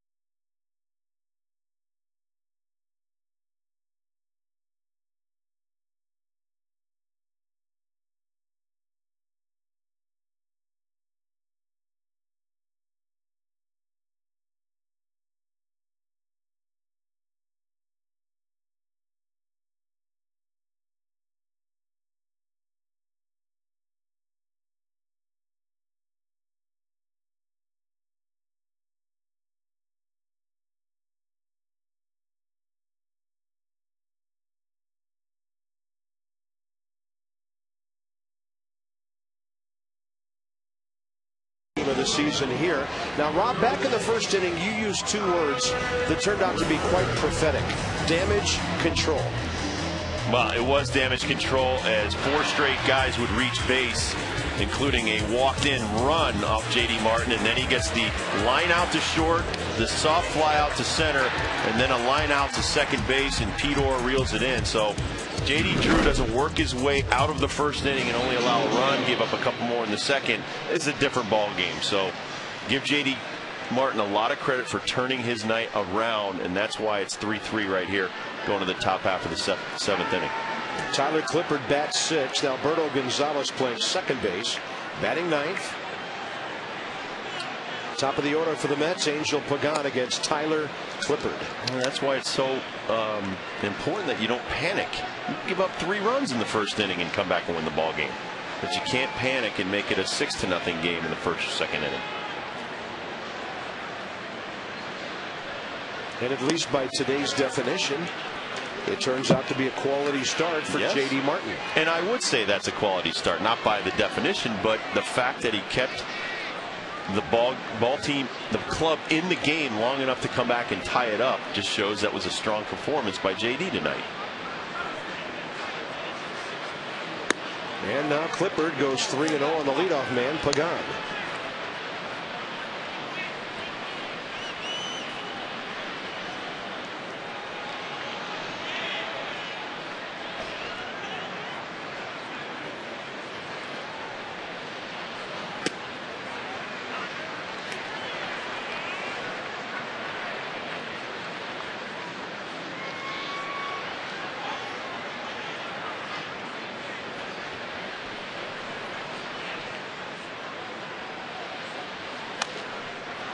I heard the craziest stat today on another network that I absolutely was laughing out loud by myself.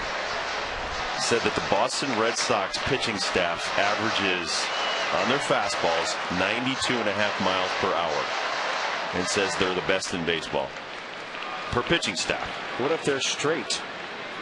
Well, you know, you've got Bard in their bullpen that throws 100. You got Billy Wagner, Papelbon, but you know, going by these tricked out stadium jugs guns, how is that a believable statistic? Well, it's like I said, okay, what if some of those guys throw straight fastballs? Who cares if they throw that hard?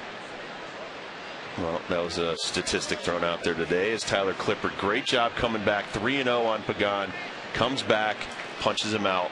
Very nice job. I've heard it all now, though. I was sitting at home going, come on. Our staff leads in miles per hour. Yeah. You know, that's a really good stat for a racing team. Average fastball, 92.5 miles an hour. Come on. Left side, Desmond gets behind it. Quick release. Yes, 2 outs. Ian Desmond's having quite a game at shortstop and with the bat tonight. Season ticket deposits for 2010 have been available for a couple of weeks, and they certainly are now.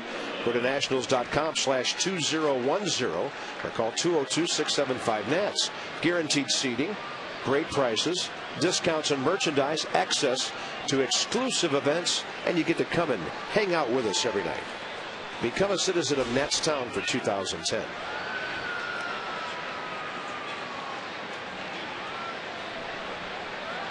Here's David Wright, who's had a good night. A walk, a pair of doubles, an RBI. Clippard drops in a nice breaking ball. A couple of changes on the scoreboard. 5-2 Tigers Twins in the 6th. The Phillies have jumped all over the Astros now and lead 5-2. Pedro Feliz has hit his 12th. And the Marlins now lead the Braves with 2 in the 5th, 4-1. Cameron Maybin has hit his 4th homer of the year. It only took him 6 months to do it. He's a very talented kid. Pretty raw. He's very raw on the edges. He needs winter ball. Yeah, he was swinging at everything when the Nats saw him. Carlos Beltran, hopefully the leadoff hitter in the 8th. David Wright locked up, overmatched, and gone. 7th inning stretch time. By the way, those 2 strikeouts by Clippard, the first by a Nationals pitcher tonight.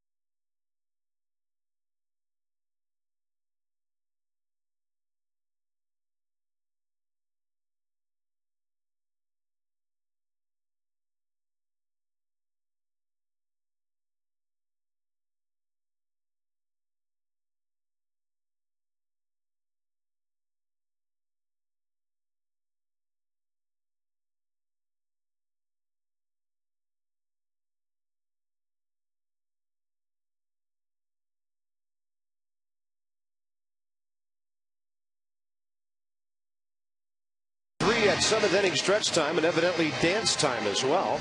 Time to bring you up to speed with the AT&T Rapid Rewind. Mets got 2 in the 1st after a walk for an RBI by Beltran. That's Pagan singling in a run in the 2nd. David Wright a double. Mets led 3-0. Nothing for them since. Ian Desmond turned the ball game around with a 2-run homer in the 5th. And then with 2 outs, Ryan Zimmerman would go to left center, tie the game with his 103rd RBI. Willie Harris racing home to make it 3-3. AT&T, the nation's fastest 3G network, an appropriate number tonight with this score.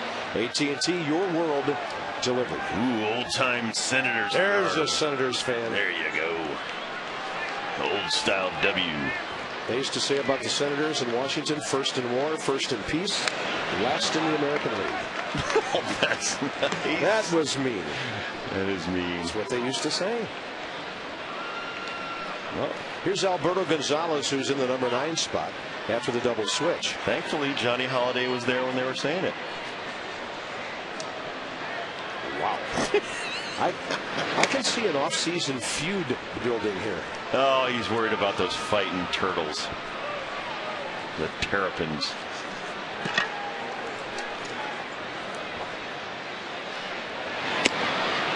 Well, there's a lot to worry about around here these days.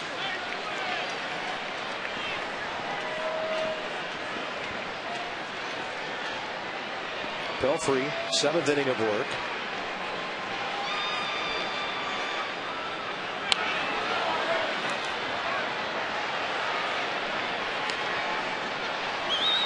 Mike Pelfrey this year against the Nats has gone 5 2/3, 7 again, and 6 so far tonight. Emergency hack on 1 and 2, and a good job by Gonzalez to stay alive. Tonight's copyrighted telecast presented by authority of the Washington Nationals. May not be reproduced or retransmitted in any form, and the accounts and descriptions of this game may not be disseminated without the express written consent of the Washington Nationals. Alberto got a piece of it. St. Louis now losing 7-1 at Cincinnati, and with the Phillies beating Houston 7-2, the Phils would go up a game for that second best record in the league. Sean Green, the right-hander, and Rob Dibble's favorite busy pitcher, Pedro Feliciano. Well, neither one of those guys gotten enough work this season, so get him up, get him in. 1 out. Well played by Murphy over there first. Yeah, the Murphy kid's a little bit better than the Tatis guy over at first. Well, Fernando's not a first baseman. He's a left fielder and a third baseman. Murphy knows what he's doing. Well, Murphy was a third baseman in the minor league, so he's got decent glove on. But Murphy might not play tomorrow because John Lannon's pitching. Lannon and Redding tomorrow. Top of the order, Willie Harris. Pelfrey reaches the 100 pitch mark. And I saw Tim Redding out last night, and I think he's trying to challenge Ryan Franklin on the longest beard. It's going to be hard, though. Franklin, I think, has got him beat.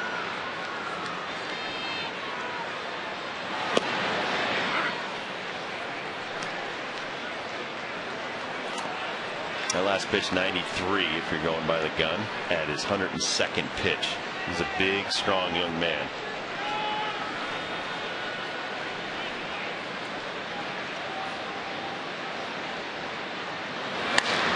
Willie Harris out to center. Routine fly ball for Beltran. Elijah Dukes coming up with 2 outs. And more on his offseason plans with Debbie Taylor. Well, Bob, him playing in the Dominican League is going to be really, really helpful. He's going to play for the Licey Tigers, and they are really the New York Yankees. I had a chance to go to the Dominican Republic and visit Santo Domingo, where Licey has its team, and the atmosphere is unbelievable. If you remember the World Baseball Classic when the Dominican played, there was music, tons of fans, a packed stadium every night. So I think it's going to be an intense form of baseball for him and a really good experience. And, of course, Ian Desmond will be joining him as well to play short over there.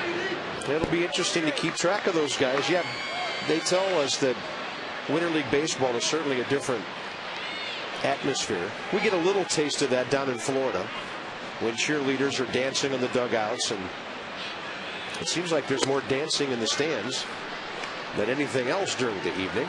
But they take their baseball seriously. I've gone to Winter Ball 4 times. Went to Puerto Rico 4 different off seasons, and it's the same level of baseball, maybe a little bit more like a religion. They do bet on the games a lot more down there, but it might be a little bit more noise, but it's still baseball. He's got to go down there and work on his game. So does Ian Desmond.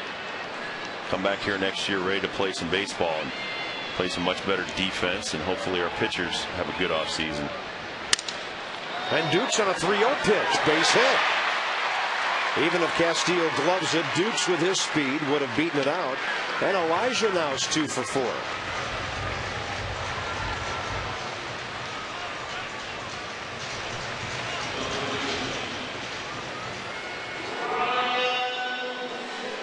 Castillo thought he was going to get that. Yeah, another broken bat single. Fact is, Elijah's a little bit stronger than most guys. He's able to still get that ball through there quicker because of his strength.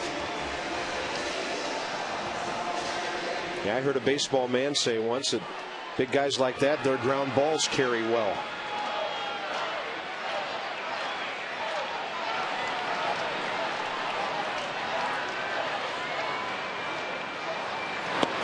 Ryan Zimmerman is 7 RBIs away from his career high with his 103rd here tonight and his 170th hit.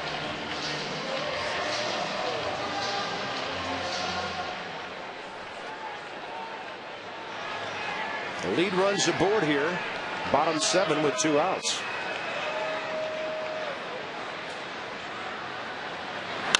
Zimmerman gets jammed and out to center. Beltran cruising to it. Ball game into the 8th inning, all knotted up at 3.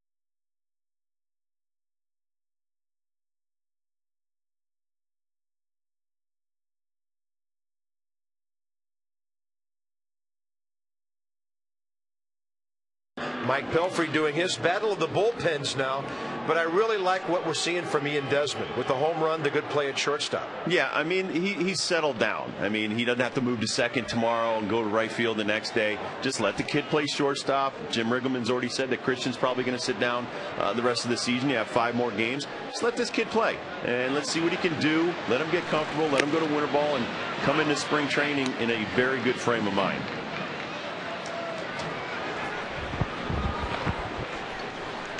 Carlos Beltran, top of the 8th. Second inning for Tyler Clippard.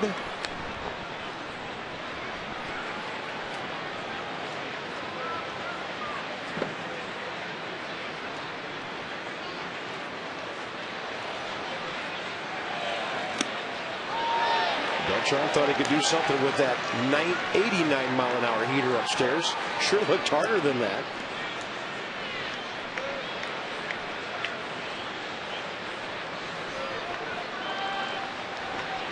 Beltran 0 for 2 with a walk. 1 for 5 in the series, and he fouls one away.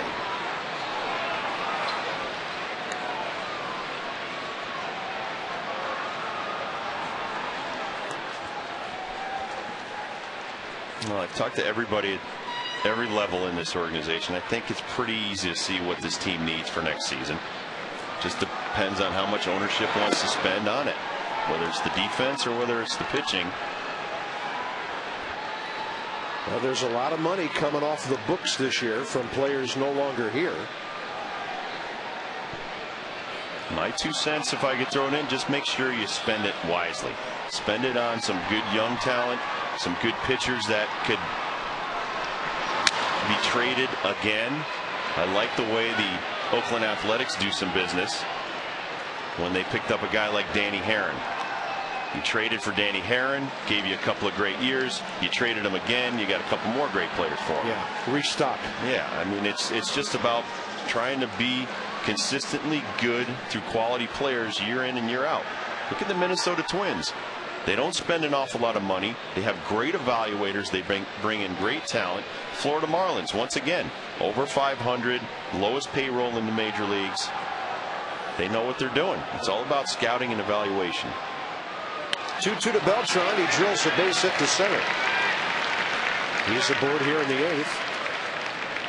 With Murphy coming up. Catch the Major League Baseball postseason on Fox and TBS. It all begins on October 7th when TBS has the division series. You know, Rob, the other thing about Minnesota that I hardly ever hear anybody talk about, because I grew up in an era when we knew who the players were on our team year after year after year. I mean, you know, some guys would come and go, but we knew the nucleus of our team. And I think the nature of the Twins, it's a team, and a base hit by Murphy. Beltran heading for third. It's a ball club that the fans up there can identify with because they know their guys. Their organization developed those guys, and they identify with them year after year. There's a very loyal bond between that team and their fans. Well, they don't spend a ton of money, but when they do spend it, they spend it wisely. Like I said, they re-signed Joe Nathan, the closer. They're going to spend a bunch of money to re-sign Joe Mauer. They signed Justin Morneau.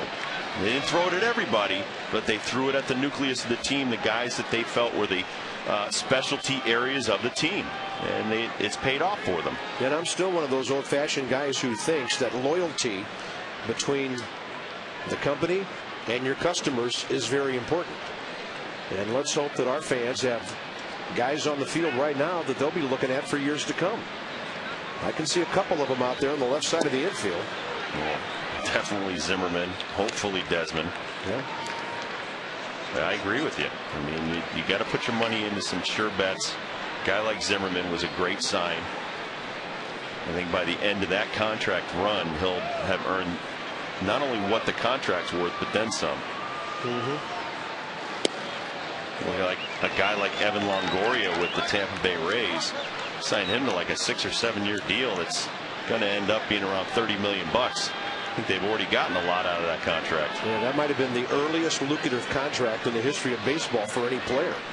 That's what the Indians did with Tomey and Manny and those guys they had back in the mid-90s. Locked them up early. I can tell you from a former player that had 8 one-year contracts, if you give a younger player some money up front, the security of maybe 3 or 4 years, and you just lock that guy in, so he doesn't have to worry about arbitration and all the other stuff, he can concentrate on baseball. We're not saying go out and sign guys for an exorbitant amount of money.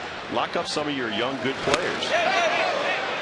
Worked well for a long time in Cleveland, and now they're having all kinds of issues there. 3-1, Frank Coor. He's flied out to every outfielder tonight. How about the $30 million spent on Milton Bradley last offseason? Ouch. Now they're trying to get rid of him after 1 year. Yeah. Lou Piniella said today they're going to try to replace him. That won't be easy. Bases loaded. So Clippard, after a sparkling 7th, runs into problems here in the 8th. Bases loaded, nobody out as he walks Frank Coor. And that'll do it for Clippard. And the hitter will be Brian Schneider.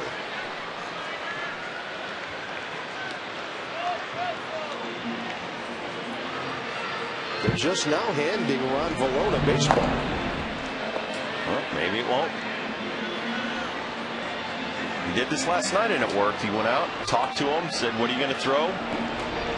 Got everybody on the same page, so you knew what kind of defense to play. He's going to stay with Clippard. Yeah, the right-hander Segovia ready out there, but this situation doesn't call for that. And Ron Vallone has just now started throwing. He just now stepped on the bullpen rubber for the first time after playing catch for 5 or 6 tosses.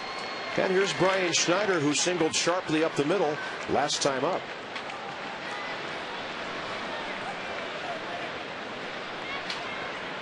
Brian's driven in 24 runs in 59 games this year.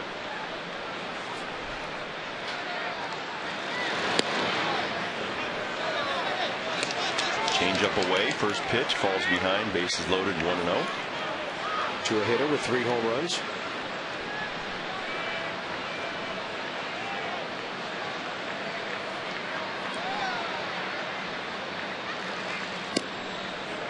And he misses with us. Well, another one, 79.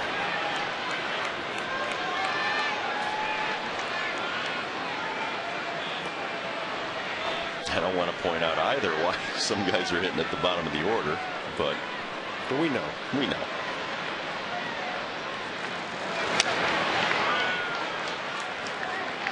Well, Brian had made up his mind to swing at the first fastball he saw if it was close. Might have been ball 3. By the way, the Brewers and Rockies are underway. It's a 1-1 game in the bottom of the 2nd in Colorado. Chris Narveson against Jason Marquis.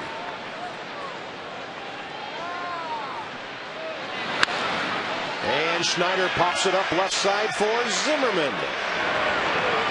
There's 1 out. And they're going to call back Wilson Valdez. First pitch, change up, ball 1. Second pitch, change up, ball 2. Comes back, gets back in the count. Outside fastball. Thank you very much, Mr. Schneider. Swinging at ball 3, and he basically swings at ball 4. 2 changeups, 2 fastballs, 1 out. Outfielder Jeremy Reed leads the Mets this year with 15 pinch hits. He's 15 for 52 with 4 RBIs. And a respectable pinch hitting batting average of .288.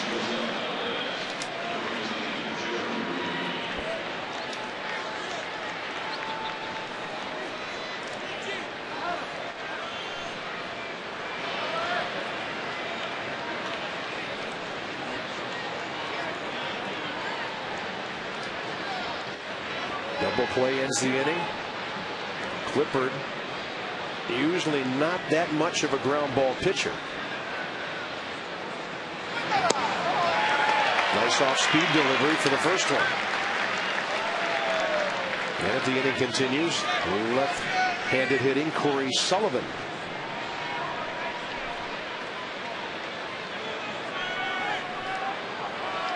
Not a good statistic for Mr. Reed. 211 average, Bob, with the bases juiced.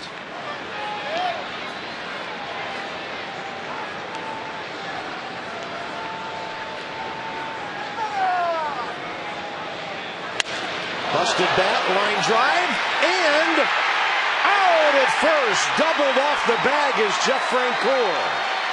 The Nats get a break on a busted bat. The Mets are gone in the 8th.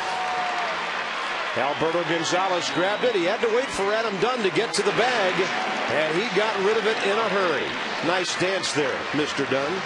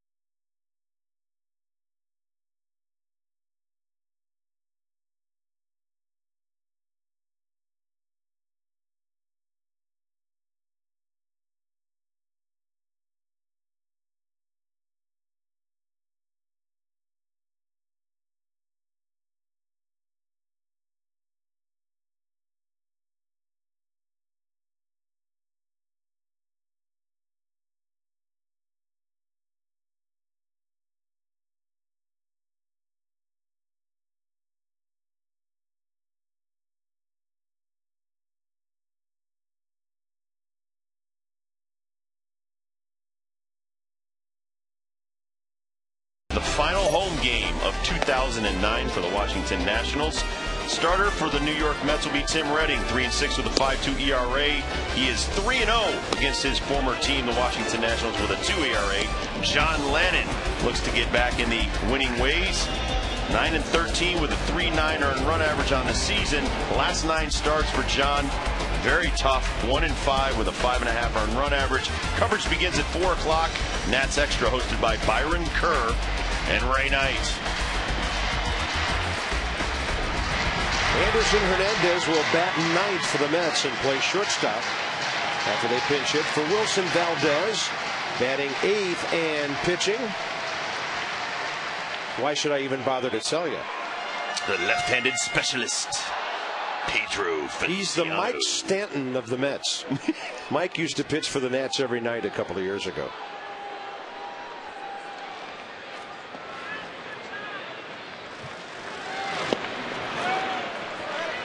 No matter how hard he tries, though, he's not going to be able to top Mike Marshall's, what was it, about 110 appearances?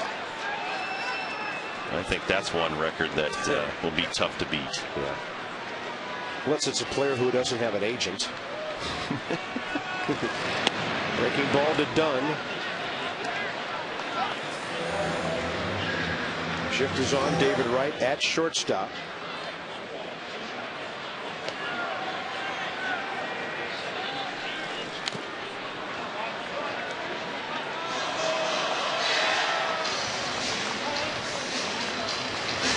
That's got to be as well as any left-handed hitter in baseball does against Pedro Feliciano.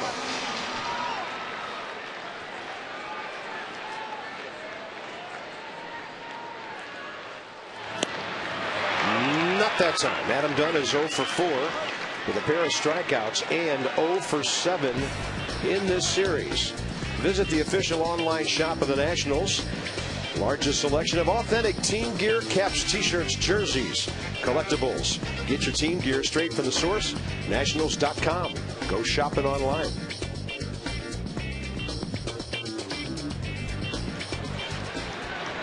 Well, Jerry Manuel's going to go situational here.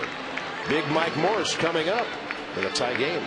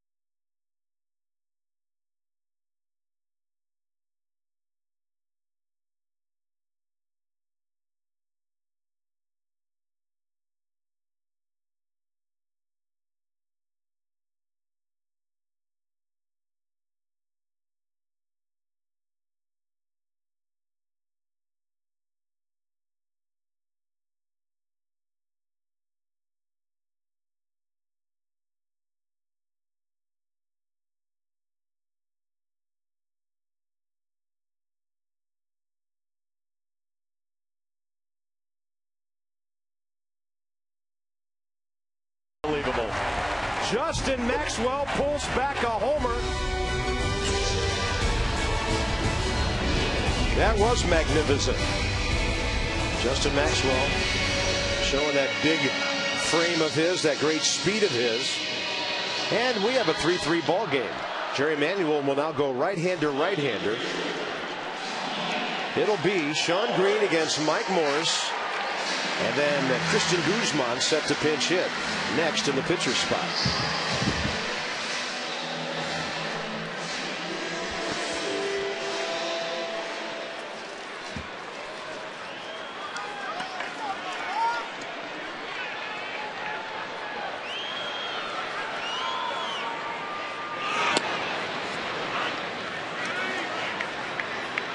Guys who sidewind like this are not capable of throwing a fastball straight. Always has some sort of movement. More so for 3 tonight on 3 ground balls. He's homered in 3 straight games.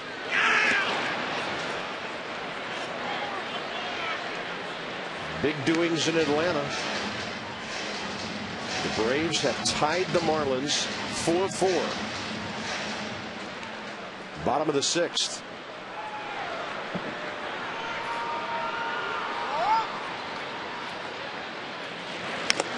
Matt Diaz has hit his 13th homer of the year, and a 3-run inning for the Braves, tying that game up.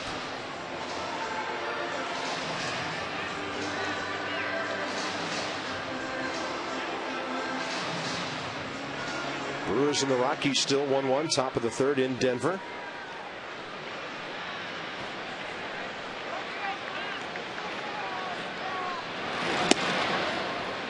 How about Jamie Moyer on for J.A. Happ in the Phillies-Astros game? Yeah, Houston scored a couple of runs. It was 7-2. So Mr. Old Reliable now coming in to help out of the pen. 7-4 now in that game.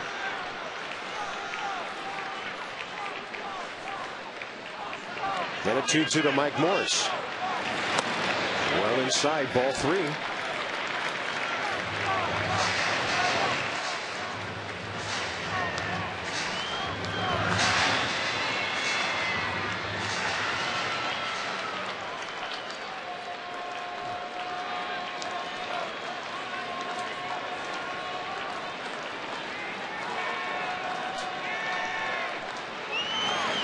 That's a great idea of the breaking ball twice during that at bat.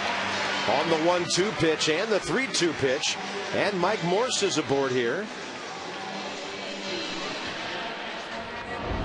And the Nats have the lead run aboard here. Johnny and Ray in the ballpark.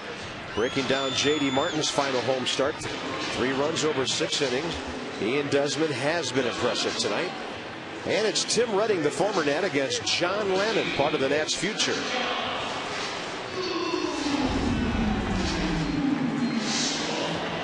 Christian Guzman to hit for the pitcher Tyler Clippard.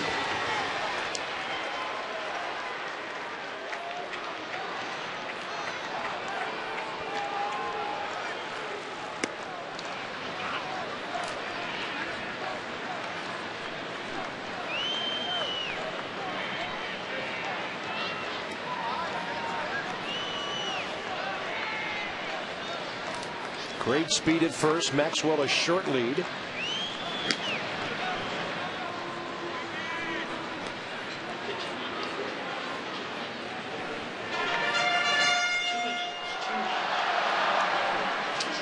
Nobody's thrown him out yet, and included in that is a steal of 3rd. On the 0-1, Guzman hits a double play ball. Oh, that's Muffet. As the shortstop Anderson Hernandez throws the ball right by Luis Castillo.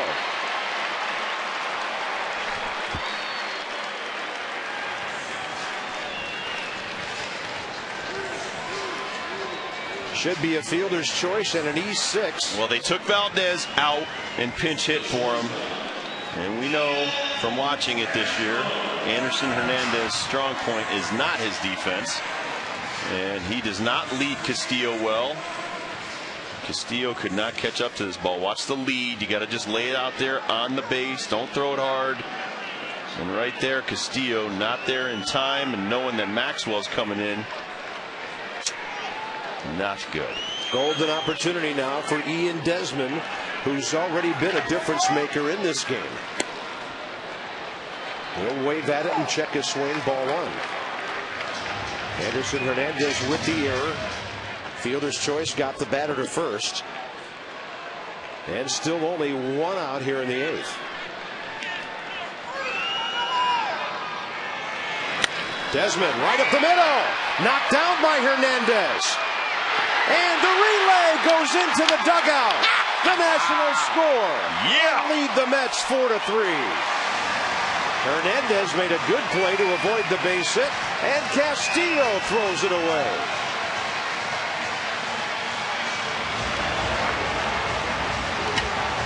Another fielder's choice with an infield error. This time an E4, and the Nationals have taken the lead. Turnabout is fair play right here. We've seen enough of this on our side of the ball. Anderson Hernandez, good stop, flips it over to Castillo. No reason to throw that baseball. And this is just a bad throw by Castillo. Wow. Nowhere near Murphy. So instead of 2 outs, first and third, it becomes you're down by a run. Now Jerry Manuel has to change pitchers. And I think they're going to bring in K-Rod. Green does not give up a hit. Nats get an unearned run and take the lead.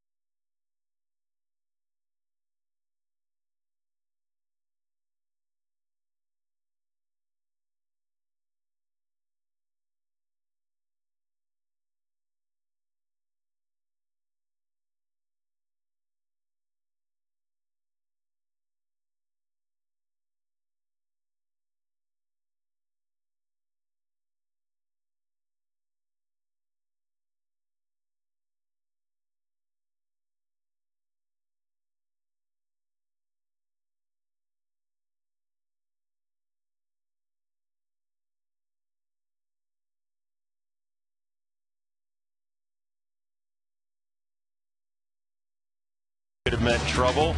And then right here a little bit later in the ball game, getting some extension on an inside pitch that he drives into left field. Coors Light Freeze Cam brought to you by Coors Light Brewing Company.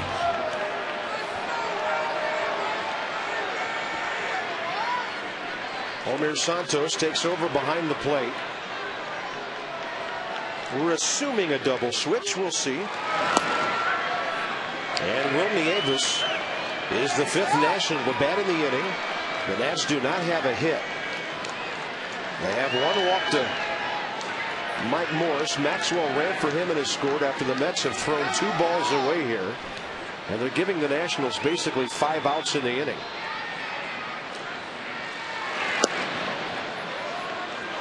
Ball 2. Well, and I'm sure that Frankie Rodriguez has not been brought in too many times into a situation like this in the last few years. The way the Mets have been playing, not a lot of save opportunities for K-Rod.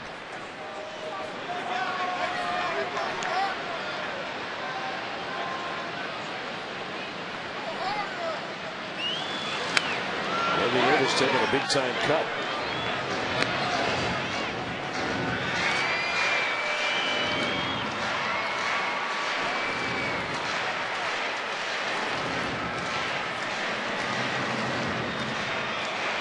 Ian Desmond with great speed out there at second base, 2 outs.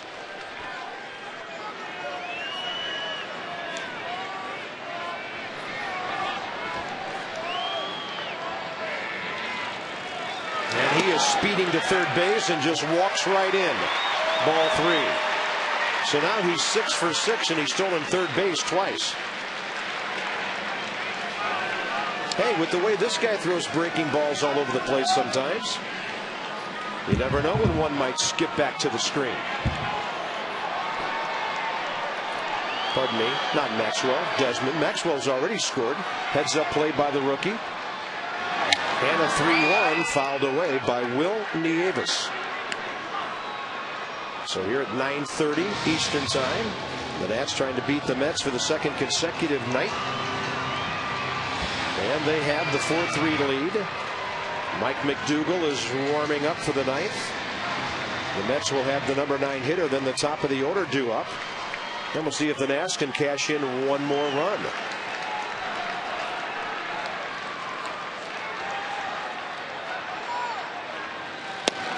Nieves takes it. It just misses.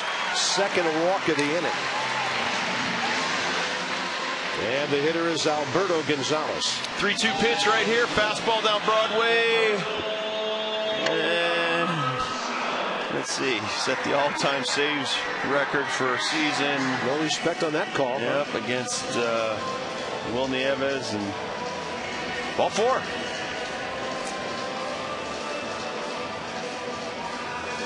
All right now, Bert. Short stroke back up the middle. Yeah, you can't swing from your heels against this guy. You might hurt yourself if he throws that slider.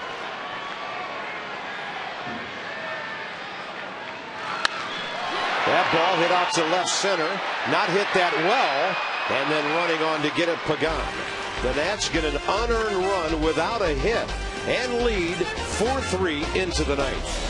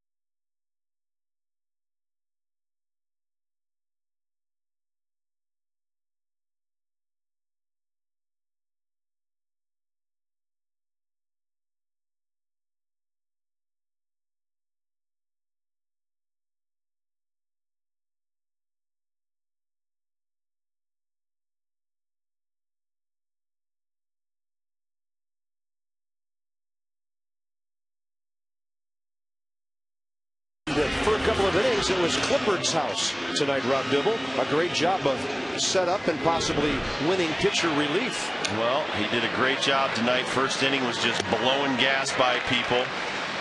That is good, lively fastball, moving all over the place. Got the check swing, called his way. But in the second inning of work, a little bit of a jam, bases loaded. Got a great broken bat line drive to second base, doubled up the guy on first. And Tyler Clippard loves it. And he's fired up. Willie Harris goes to left field. Nats shore up that defense. Justin Maxwell stays in with his great speed and plays center. And here's Mike McDougal, who saved his 17th game of the year last night. Corey Sullivan will hit for the catcher, Omir Santos.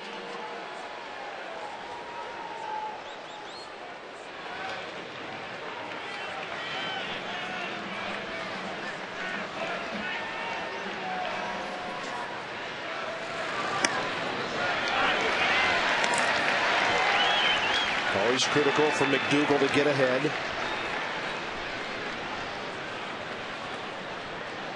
Not many of them are 1, 2, 3 innings like last night, but Mike McDougal has been pretty reliable.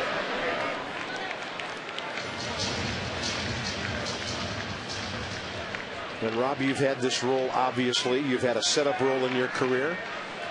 It's got to be tough to be the closer when you might go a week without an opportunity. Now he's got 2 nights in a row. Well, and you hit the nail on the head talking to Rick Eckstein about this with Will Nieves. It's tough to control or even command your adrenaline level. When you come in a 1-0 game or a 1-run ball game, your adrenaline level is where it should be as a short man. Swing and a foul tip and a strikeout. Make quick work. But when you order now, you come in a 5-run deficit situation, it's tough to manufacture the adrenaline. Milwaukee has taken a 2-1 lead at Colorado. The Braves are tied. Not anymore. The Marlins just scored in the 7th to lead Atlanta. So there are interesting things going on all around baseball tonight, including Minnesota just getting 2 runs in the 8th inning at Detroit. 5-4 Tigers. Pagan, the hitter, 2 for 4. And McDougal serves up a ball that hits Zimmerman's glove and goes into left field. That was almost an unbelievably amazing play. That ball was there in the blink of an eye. The fact that he even got leather on this ball is hit probably about 105 to 110 miles an hour, because it was thrown 97. And he actually knocked it down.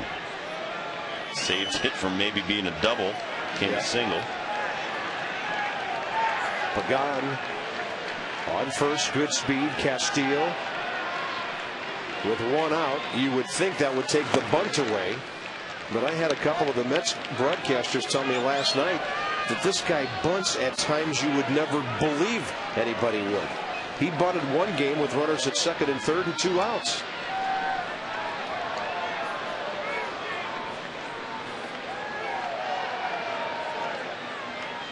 Short lead by the runner. Castillo takes a strike. Well, since most switch hitters are natural right-handed hitters, this guy probably learned how to switch hit at a young age, mostly by bunting. So he probably became very proficient with the bunt, controls the bat as well as anybody we've seen left-handed as a switch hitter. So not many great bunters at this level. He is one. Right in there is strike 2. Juan Pierre with the Dodgers is another one. Juan Pierre, and I've said this before, I'll say it again because I just think it's fascinating. He'll come out and roll balls down the third base line every day, the first base line, to see how the ball is rolling. Is it rolling towards the line, in towards the grass? I mean, that's a ball player. 1-2 now. Got him on the corner. Nice pitch. A fantastic running fastball by Mike McDougal for the 2nd out. Now it's David Wright coming in. Well, he knows there's no room for error. Comes right at Castillo. Nothing but hard stuff, and then gets this unbelievably great running fastball away from Castillo, right at the knees. We said this last night, Rob. His fastball moves like other guys' changeups do. Yeah, and that's the thing. It's tough for the catcher to pick a spot where to set up and get him to hit your glove. David Wright, that can't make you real comfortable up and in like that. No. Who did he hit the other night when he came in for some work? He just drilled somebody. Yeah. Martin Prado. Yeah.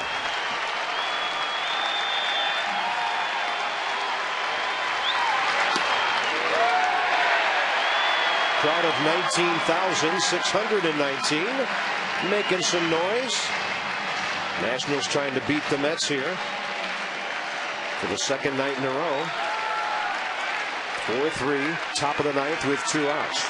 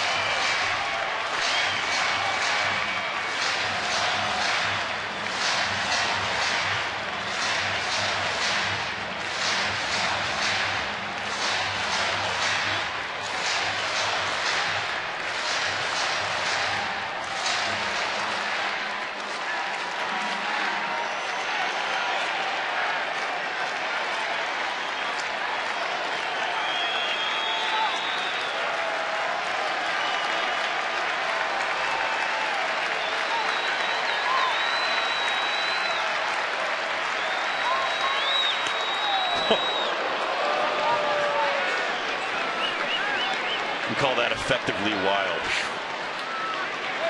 Yeah, you wonder if he throws one on the outside corner, how David Wright would ever reach it now.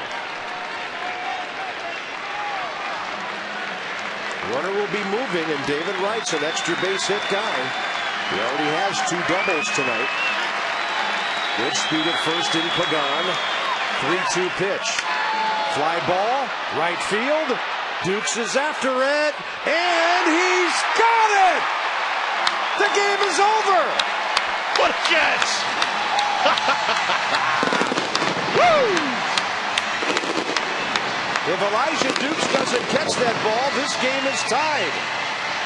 And the Nats win it on a fantastic play. A big man being real tough, going right into that wall. Well, this is a tough ball to read, too, because it just keeps going and going and going. And he runs out of real estate, but he takes the decision, I'm going to catch it, hit that steel bridge of a wall out there. It's all different shapes and cuts out of that light area, but makes a great game-saving catch.